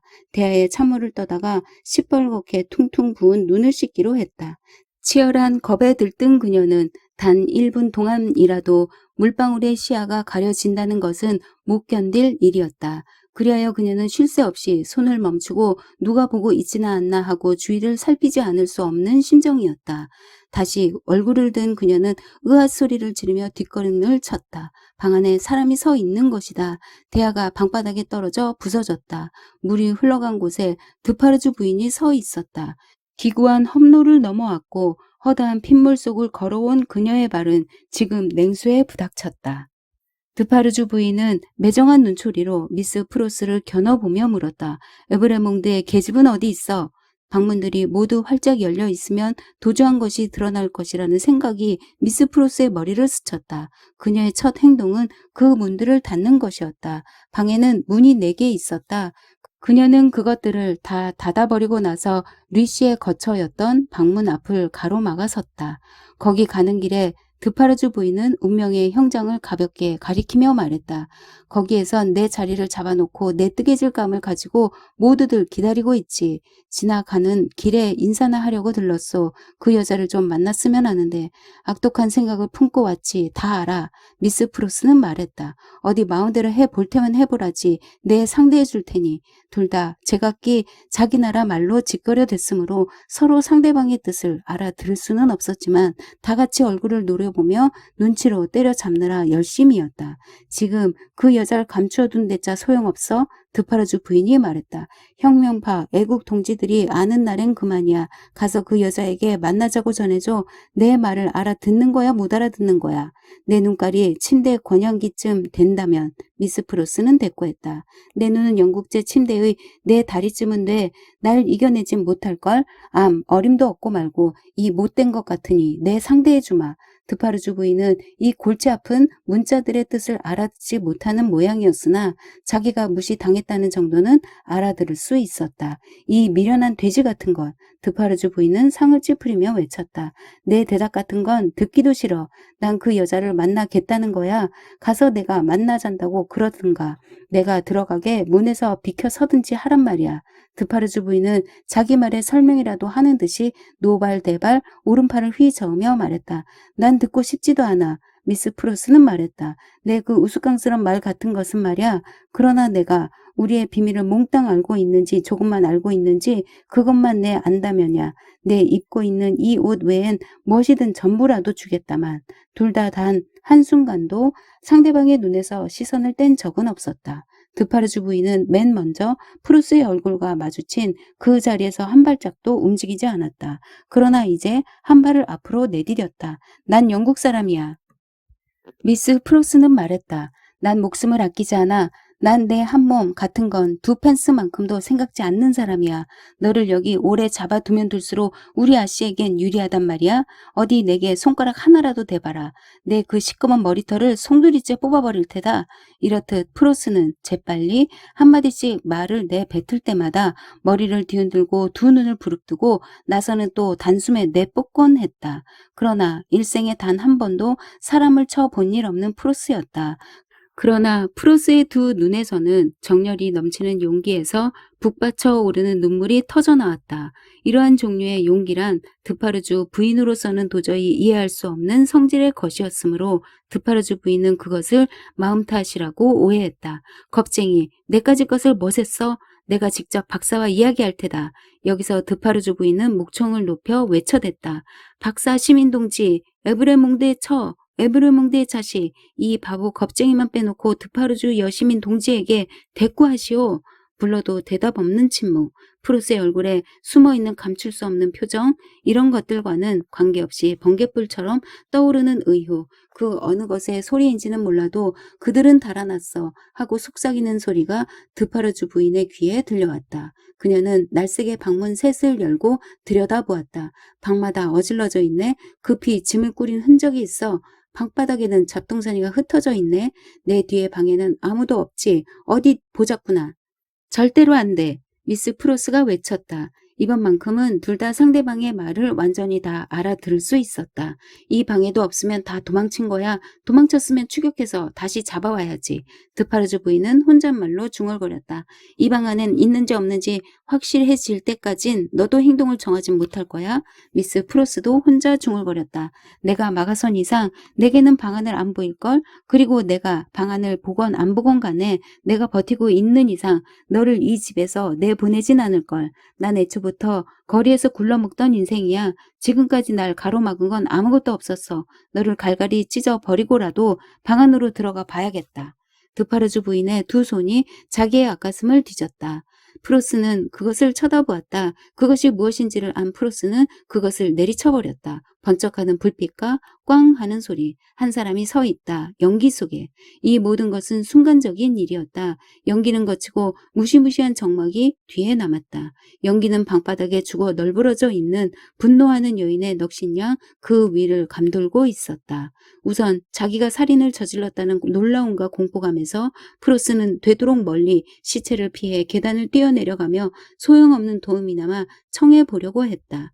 그러나 여기서 다행히도 자기가 하려던 것이 어떤 결과를 가져올 것인가 하는 것에 생각이 미친 그녀는 시기적절히 걸음을 멈추고 되돌아갔다. 다시 그 방문께로 되돌아간다는 것은 무서운 일이었지만 마음을 단단히 가다듬고 안으로 들어가 그 시체의 옆을 지나 보닛과 기타 장식물 등까지 집어냈다. 그 장식물들을 몸에 지니고 나서 계단으로 나와 우선 문을 닫고 자물쇠를 잠근 다음 그 쇠를 다시 빼들었다. 그리고 잠시 층층대에 주저앉아 한숨을 크게 쉬었다. 눈물이 하염없이 쏟아져 나왔다.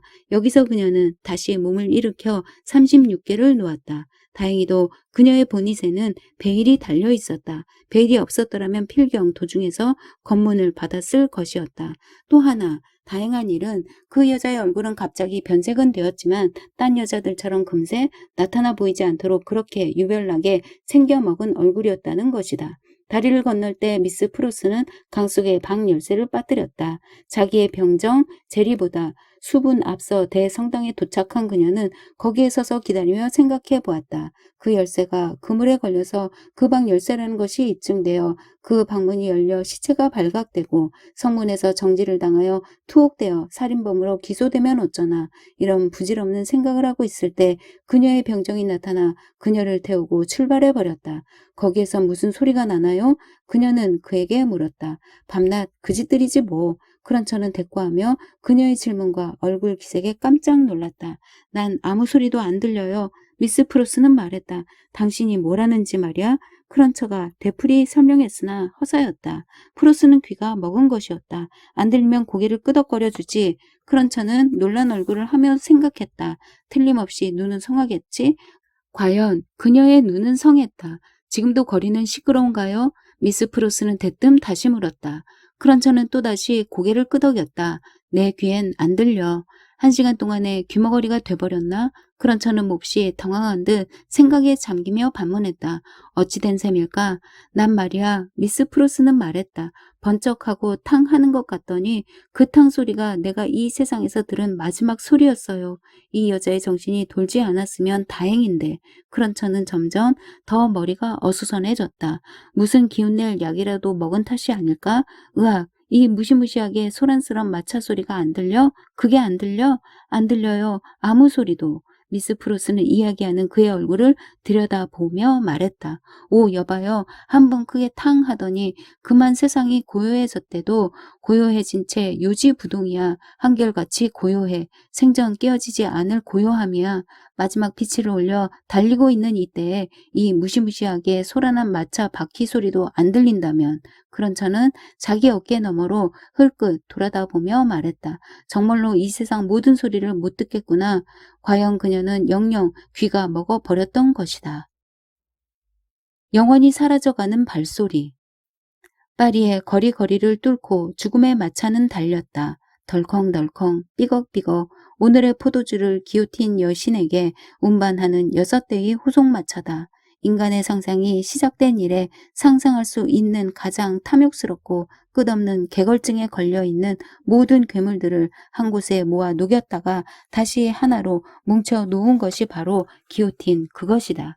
그러나 본래 풍요하고 다양한 풍토의 나라 프랑스가 이 같은 공포의 원인이 된 구 제도 하에 있지 않고 좀 더 안정된 조건 하에 있었더라면 크고 작은 나뭇잎, 뿌리, 작은 가지, 후추 열매 등 가지각색의 것들이 생장하고 성숙했을 것이오늘 지금 자라난 것이라고는 단지 하나, 기요틴. 다시 한번 구제도와 같은 악독한 망치를 들고 인간성을 때려 부숴보라. 지금과 같은 뒤틀린 형으로 일그러져 버릴 것이다. 다시 한번 파격적 강탈과 압박의 씨를 뿌려보라. 악의 씨는 악의 열매를 맺을 것이니 마차 6대의 어둠침침한 바퀴는 밭에 구불구불한 긴 일항을 만들듯이 거리의 군중들 틈을 뚫고 달린다. 인파의 일항을 이쪽 저쪽에 만들며 가래는 그 사이를 차근차근 전진했다. 이제는 이러한 광경이 동네 사람들에게 너무도 낯익은 탓인지 창문으로 내다보는 사람 하나 없다. 마차 속을 들여다보는 사람도 있으나 그들의 눈에도 하던 일을 멈출 만큼 신기해 보이지는 않는 모양이다.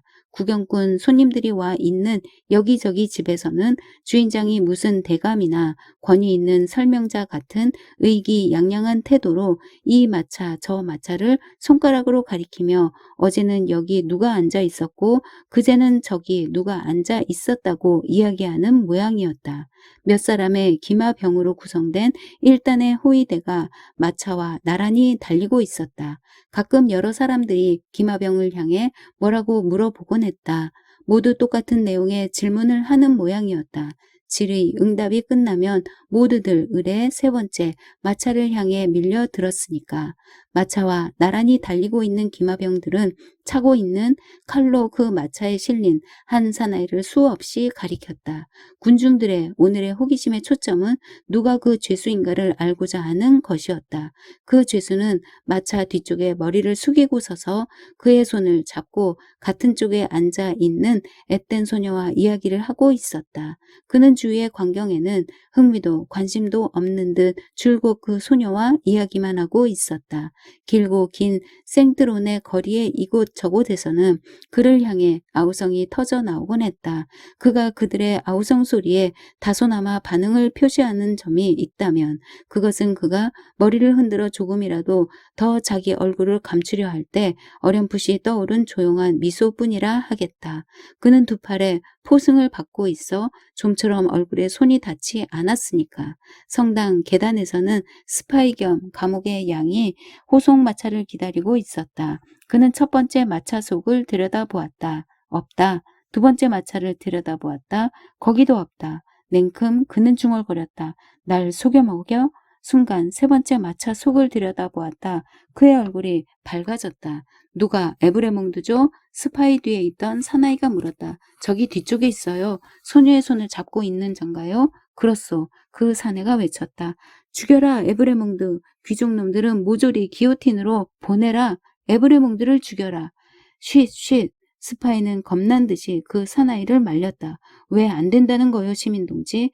놈은 지금 벌금을 치르러 가는 길이니 이제 앞으로 5분이면 끝장이 나요. 조용히 죽게 내버려 두십시다. 그러나 그 사나이는 계속 고함을 쳤다. 죽여라, 에브레몽드.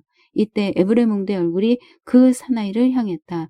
그리고 나서 그는 스파이를 바라보았다. 스파이는 지그시 겨누어 보며 그대로 지나가 버렸다. 시계는 3시를 치려 하고 있었다.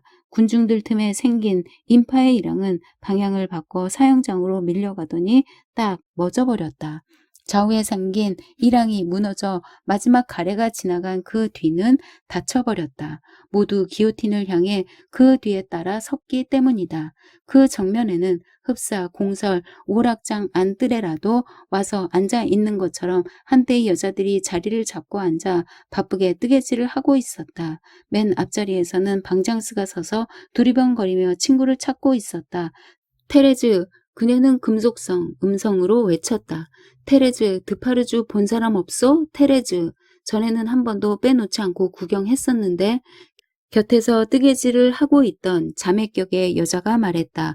그래, 이번에도 꼭 와서 볼 거야. 방장스는 성급히 외쳤다. 테레즈, 더 크게 불러봐. 아까 그 여자가 권했다. 야, 더 크게 불러라. 방장스 더 크게 불러.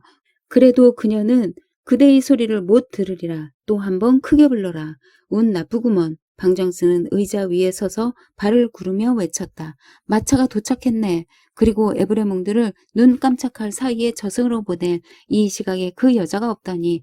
그 여자의 뜨개질감이 여기 내 손에 있고 그 여자의 의자가 저기 비어있지 않아. 난 원통하고 낙심천만해서 울고 싶을 지경이야. 방장스가 의자에서 내려와 울고 있을 때 마차가 짐을 부리기 시작했다. 성 기요틴의 사형 집행수들은 복색을 갖추고 대기하고 있었다. 싹둑, 모가지 하나가 떨어졌다. 그 모가지가 살아서 무엇을 생각하고 말을 하고 할 수 있었던 조금 전까지는 그것을 거들떠보려 들지도 않았던 뜨개질을 하는 여자들이 하나 하고 모가지를 세웠다. 두 번째 마차가 짐을 부리고 물러났다. 세 번째 마차가 들어섰다. 싹둑, 뜨개질하는 여인들은 일하는 손을 머뭇거리거나 쉬지도 않은 채 둘 하고 셌다. 그 유명한 에브레몽드가 마차에서 내렸다. 바로 그 뒤를 따라 친모 소녀가 내려졌다. 그는 마차에서 내릴 때에도 한결같이 그녀의 손을 놓지 않고 약속대로 꾸준히 잡고 있었다. 그는 우르르 싹도 쉴 새 없이 소리를 내며 올라갔다 내려갔다 하는 그 기계 쪽으로 등을 돌려 되도록 그녀를 부드럽게 돌려 세워 주었다. 그녀는 그의 얼굴을 들여다보며 감사의 뜻을 전했다. 선생님, 선생님이 안 계셨더라면 저는 이렇게 마음이 태어나지는 못했을 거예요. 본래 저는 마음 약한 보잘것없는 계집애니까요. 선생님께서 안 계셨더라면 오늘 이 자리에서 저에게 희망과 위안을 갖도록 해 주십사고 십자가에 못 박혀 돌아가신 예수 그리스도께 기도드릴 엄두도 못 냈을 것입니다. 선생님은 하느님께서 저에게 보내주신 분이라고 저는 생각합니다. 아니야. 아가씨야말로 하느님이 내게 보내주신 사람이야. 시드니 카터는 말했다. 이봐요. 줄곧 나만 바라보고 있어요. 딴 데 한눈을 팔지 말고 선생님의 손을 잡고 있으면 아무 잡념도 나지 않아요. 저희들이 얼른 끝내주기만 한다면 선생님의 손을 놓쳐도 괜찮을 것 같아요. 금세 끝날 것이니 무서워 말아요. 둘은 금세 줄어드는 희생자들 틈에 끼어 있으면서도 마치 단둘이만 서 있는 것처럼 이야기하고 있었다. 그 눈과 눈, 그 손과 손, 그 가슴과 가슴, 우주라는 어머니 품 안에 안겨있는 이 두 어린애. 이런 지경만 아니었더라면 각각 멀리 떨어진 다른 세계를 걷고 있을 그들은 지금 죽음의 대로상에서 서로 만나 같이 그들의 집을 이룩하고 같이 어머니 품 안에 안기기 위해 그 길을 같이 떠나가려는 것이다. 용감하시고도 너그러우신 선생님, 제가 마지막으로 여쭈어보는 말씀을 들어주시겠습니까? 그것은 이 아무것도 모르는 제가 걱정하고 있는 것이랍니다. 뭐 대단치는 않은 것입니다만. 말해봐요. 제 사촌 동생이 하나 있답니다. 저의 단 한 명의 육친이고 저 같은 고아랍니다. 저는 그 애를 무척 사랑합니다. 그 애는 저보다 5살 아래예요. 지금 남부지방 농가에 살고 있어요. 저희는 가난해서 이렇게 떨어져 살죠. 그 애는 저의 신세가 이렇게 된 줄을 지금도 모르고 있답니다. 저는 글씨도 쓸 줄 모르고 하여 소식을 전하지 못했으니까요. 글씨를 쓸 줄 안다 하더라도 어찌 그런 이야기를 할 수 있겠습니까만 알리지 않고 그냥 그대로 내버려 두는 것이 좋을 거예요. 그래요, 그래. 그냥 내버려 두는 게 좋아. 저에게 기운을 내게 해주신 용감하시고 친절하신 선생님을 쳐다보며 저는 지금도 생각하고 있고 오는 길에도 줄곧 생각해 온 것이 하나 있어요. 정말로 공화국이 가난한 사람들에게 선정을 베풀어서 덜 굶주리고 여러 가지로 덜 고생하도록 해준다면 제 사촌 동생 아이는 장수할 거예요. 그 애는 늙어 죽을 수도 있을 거예요. 아가씨, 그래서 선생님께서는 어떻게 생각하시는지요? 이렇듯 참을성 있고 불평을 모르던 그녀의 눈에 눈물이 맺히고 입술은 방긋이 떨렸다. 이제 선생님과 제가 하느님의 은혜로 가서 살 천국에서 그 애를 기다리는 동안 지루하지는 않을까요? 이봐요, 아가씨, 그럴 리가 있나? 거기에는 시간도 고통도 없는 법이에요. 이제 마음이 놓여요. 저는 아무것도 모르는 계집애니까. 지금 선생님께 키스하도록 해주세요. 시간이 다 됐죠? 좋아요. 그녀는 그의 입술에 키스했다. 그가 그녀의 입술에 입 맞추었다. 그들은 엄숙히 서로를 축복해 주었다. 서로 꽉 잡고 있던 손이 풀렸다. 그래도 그녀의 여인 손은 떨리지 않았다. 참을성 많은 그녀의 얼굴에 감돌고 있는 것은 오직 아름답고 빛나는 만족감뿐. 그녀는 그보다 하나 먼저 차례로 계단을 올라갔다. 이고 가버리고 말았다. 뜨개질하는 여자들이 스물둘을 셌다. 예수께서 가라사대 나는 부활이요 생명이니 나를 믿는 자는 죽어도 살겠고 무릇 살아서 나를 믿는 자는 영원히 죽지 아니하리라. 수많은 목소리들이 웅성댔다. 수많은 얼굴들이 하늘을 향하고 있었다. 수많은 발들이 군중들의 외곽선에서 밀어댔다. 흡사 큰 파도처럼 한 더미가 되어 물밀듯 밀려오는 발소리들. 그러나 이 모든 것들도 일순에 끝났다. 23. 그날 밤 파리 바닥에서는 파다하게 그의 소문이 퍼졌다. 오늘까지 거기서 본 중에서 가장 평화로운 얼굴이었다고. 그리고 많은 사람들은 장엄하고도 예언자 같은 얼굴이었다고 덧붙여 말했다. 얼마 전 이 형장이 이슬로 사라진 중에서도 가장 저명한 순환자의 한 사람인 어느 부인은 이 단두대 단 아래에서 청하기를 지금 내 머리에 영감처럼 떠오른 생각을 적게 해달라고 했다고. 만약 여기서 카턴이 자기의 생각을 말했다면, 그리고 그 내용이 장래를 예언하는 문구들이었다고 한다면 아마도 다음과 같은 것이었으리라. 나는 아노니, 바세드, 클라이, 드파르주, 방장스, 배시먼, 재판관 등 구제도의 파괴로 생겨난 새로운 압제자들의 긴 대열이 이 보복적 흉기의 사용이 끝나기도 전에 바로 이 흉기에 의해 멸망해 갈 것을 나는 아노니, 이 생지옥으로부터 아름다운 도시와 영광스러운 인민들이 일어설 것을, 그리고 나는 아노니, 현대의 죄악과 그 죄악을 어쩔 수 없이 낳게 한 전대의 죄악이 참으로 자유를 전취하려는 투쟁과 장차 오랜 세월에 걸친 승리와 패배의 되풀이 속에서 점차 스스로를 속죄하며 소멸되어 갈 것을. 나는 아노니, 내가 나의 생명을 바쳐 사랑한 그들의 생명들이 내가 두 번 다시 볼 수 없을 영국 땅에서 평화롭고 유익하고 행복스럽게 번창해 갈 것을. 나는 아노니, 그녀가 또 아기를 낳아서 내 이름을 붙여주고 그 애를 가슴에 껴안고 있을 것을. 나는 아노니, 그녀의 늙어 꼬부라진 아버지, 그러나 마음만은 옛날과 변함없는 박사가 병원 진찰실에 앉아서 모든 사람들에게 인수를 베풀며 평화로이 살아가고 있는 것을.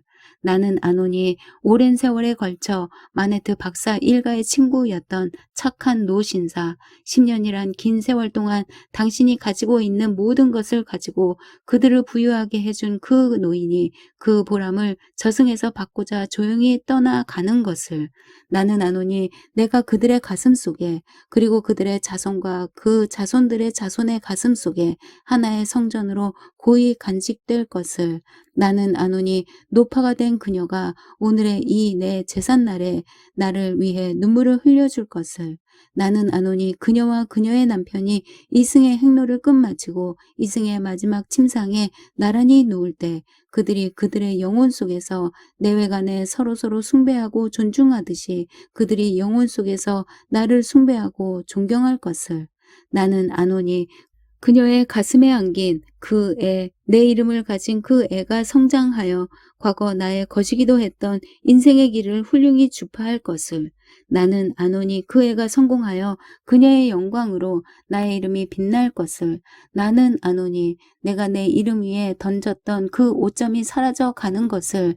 나는 아노니, 그 애가 공정한 재판관, 영광스러운 인사들 중에서도 제일인 자가 되어 또 나의 이름을 붙여준 자기의 아들, 내 눈에도 역력한 앞 이마와 금발을 가진 아들을 이 장소로 데려와 그땐 이 자리도 아름다운 모습을 나타내고 오늘날의 추악한 자국은 자취도 없이 사라져 있을 것이지만 상냥하고 울음 섞인 목소리로 나의 이야기를 들려주는 것을.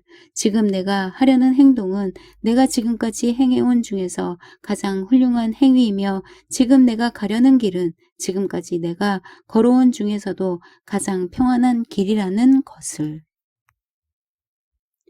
찰스 디킨즈와 두 도시 이야기.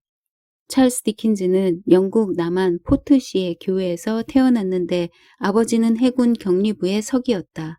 그의 집안은 디킨즈가 9세가 되는 1821년 차섬 등지를 거쳐 런던에 정착하게 되었다.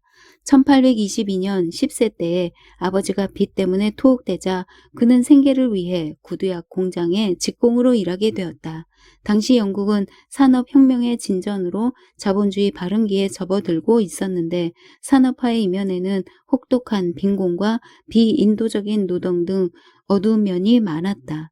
디킨즈는 어린 시절부터 이러한 사회의 모순과 부정들을 뼈저리게 체험하게 되었는데 이때의 체험은 훗날 소설가로 성장하는 데 중요한 밑거름이 되었을 뿐더러 그의 작품에도 큰 영향을 미쳤다.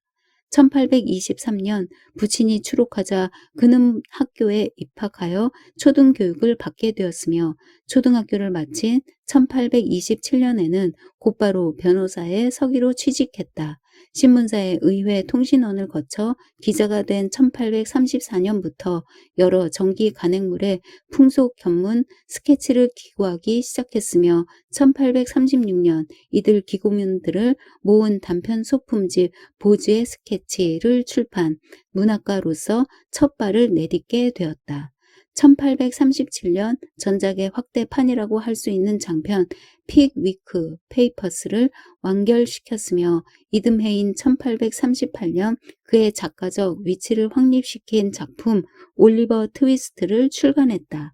연이어 니콜라스 니클비, 골동품 상점, 크리스마스 캐럴, 바나비 러지, 돈비와 아들 등 장편, 중편을 발표 더욱더 명성을 떨치게 되었다. 뒤이어 자전적인 작품 데이비드 코퍼필드와 황폐한 집을 출간함으로써 디킨즈 문학의 후기가 시작되었다. 그의 전기 작품은 한 사람의 주인공의 성장, 체험을 중심으로 서술되었는데 이때부터 다양한 인물이 등장, 사회의 여러 계층을 폭넓은 시각으로 바라보는 파노라마적 사회소설로 다가간 것이다. 이후 디킨즈는 잡지사, 경영, 자선사업 참여, 소인 연극, 상연, 지방여행 등 다방면의 활동을 계속하는 한편 고된 시기, 두 도시 이야기, 위대한 유산 등의 작품을 연이어 발표했다. 1870년 6월 9일 디킨스는 추리 소설풍의 에드윈 드루드를 미완성으로 남긴 채 세상을 떠났다. 두 도시 이야기는 토머스 칼라일의 프랑스 혁명에서 소재를 얻은 작가가 프랑스 혁명을 배경으로 런던과 파리를 무대로 쓴 역사 소설이다. 런던에서 파리를 향해 달리는 역마차에서부터 시작하여 다시 파리에서 런던으로 되돌아가는 역마차에서 끝나는 두 도시 이야기는 1859년 4월 30일부터 11월 26일까지 All the Year Round라는 주간지에 연재된 것으로 그의 창작 활동이 원숙한 경지에 다다른 무렵에 쓴 작품이다. 첫째, 이 소설은 신변 잡사를 다룬 것이 아니고 프랑스 혁명을 배경으로 당시의 시대상과 사랑을 그린 역사 소설이다. 둘째, 고도의 희곡성과 정연한 구성적 기교를 갖추고 있다. 디킨스는 이 작품을 가지고 구성이 빈약하다는 종래의 비평을 일소할 수 있었다. 두 도시 이야기의 줄거리는 처음부터 마지막까지 물샐 틈 없는 용이 주도한 계획을 가지고 구성되어 파란만장한 배경과 장면을 헤쳐나가며 잡다한 인물과 사건이 제각기 밀접한 연계를 유지하면서 착착 진행되어 가다가 드디어 제1, 2부에 설정해 놓은 여하의 사소한 사건도 제3부에 가서는 해결이 되고 모든 등장인물의 운명까지도 일일이 다 끝이 맺어져 있다. 특히 마지막 장면에서 주인공 카턴이 마음 깊이 간직해온 자신의 사랑을 위해서 하느님께 기도 올리며 교수대에 오르는 비장한 장면 같은 건 디킨즈가 아니고서는 맛볼 수 없는 대목이다. 셋째, 그의 대부분의 작품이 런던을 배경으로 하고 있는데 반해 이 작품의 장면은 런던과 파리 두 대도시에 걸쳐 웅대한 스케일을 이루고 있다. 넷째, 늘상 마음속으로 품고 있던 빈민들에 대한 그의 동정심이 이 소설에서도 충분히 잘 표현되어 있으며 그의 개혁주의적 사상 또한 작중의 폭력, 유혈 참극에 대한 비평을 가하고 있는 점으로 보아 여실히 나타나 있다고 할 것이다. 다섯째, 이 작품에는 희극, 비극, 선, 악, 사랑의 요소가 하나도 빠짐없이 들어가 있다. 디킨즈의 다른 작품에 비해 가장 유머가 적다고 하지만 하녀인 미스 프로스나 심부름꾼인 제리의 인물 묘사 같은 것은 가히 희극적이라고 할 정도로 탁월하다. 일찍이 러셀은 디킨즈의 두 도시 이야기를 가리켜 다음과 같이 칭찬했다. 유능한 작가가 독자의 심금을 울릴 수 있는 모든 종류의 음악, 사랑과 페이소스와 인간 숙명의 로맨스, 이 모든 것들을 이 한 편의 작품에서 들을 수 있다. 그러나 그 중에서 무엇보다도 고귀한 것은 카턴의 자기 희생 정신일 것이다. 영문학사상 허다한 작가들이 등장하고 사라져갔지만 그들 가운데서 인생이란 무대와 소설에서 영원 불멸하게 사라지지 않는 두 작가가 있다. 윌리엄 셰익스피어와 찰스 디킨즈가 바로 그 주인공들이다. 셰익스피어가 그 멋진 식구로서 어느 나라, 어느 시대에도 공감을 불러일으킨 극작가였다면 디킨즈는 그의 성실한 산문으로 또한 모든 사람들의 공명을 받은 위대한 소설가였다고 할 수 있을 것이다. 디킨즈와 셰익스피어를 다 같이 초시간적, 초공간적 작가라고 일컫는 이유가 바로 여기에 있다. 디킨즈 시대는 필딩, 스콧, 골드스미스 등을 거쳐 아직 소설이 요람기에 있었고 독자들도 수준이 낮았던 때였다. 그러므로 오늘날의 문학 작품에 비할 때 비평의 대상이 아니 될 수 없는 일이겠지만 그의 작품의 위대성에 비하면 그 비난들은 일고의 가치도 없는 것이라 하겠다. 그의 작품은 구성에 있어 빈약하다는 평을 듣는다. 물론 디킨즈는 독자의 기분에 영합하여 수시로 소설의 전개 방향을 바꾸기도 했고 또 사건, 설명을 우연성에 의존한 것도 사실이지만 그의 몇몇 작품 중 특히 두 도시 이야기는 물샐 틈 없는 치밀한 구성을 보이고 있다. 더욱이 두 도시 이야기는 특별히 명확한 정치적 입장이나 역사관에 입각하여 혁명을 묘사하고 있는 것은 아니나 파란만장한 플롯과 파리와 런던의 활기찬 전경 묘사가 탁월한 작품으로 오늘날까지도 독자들에게 널리 읽히고 있다.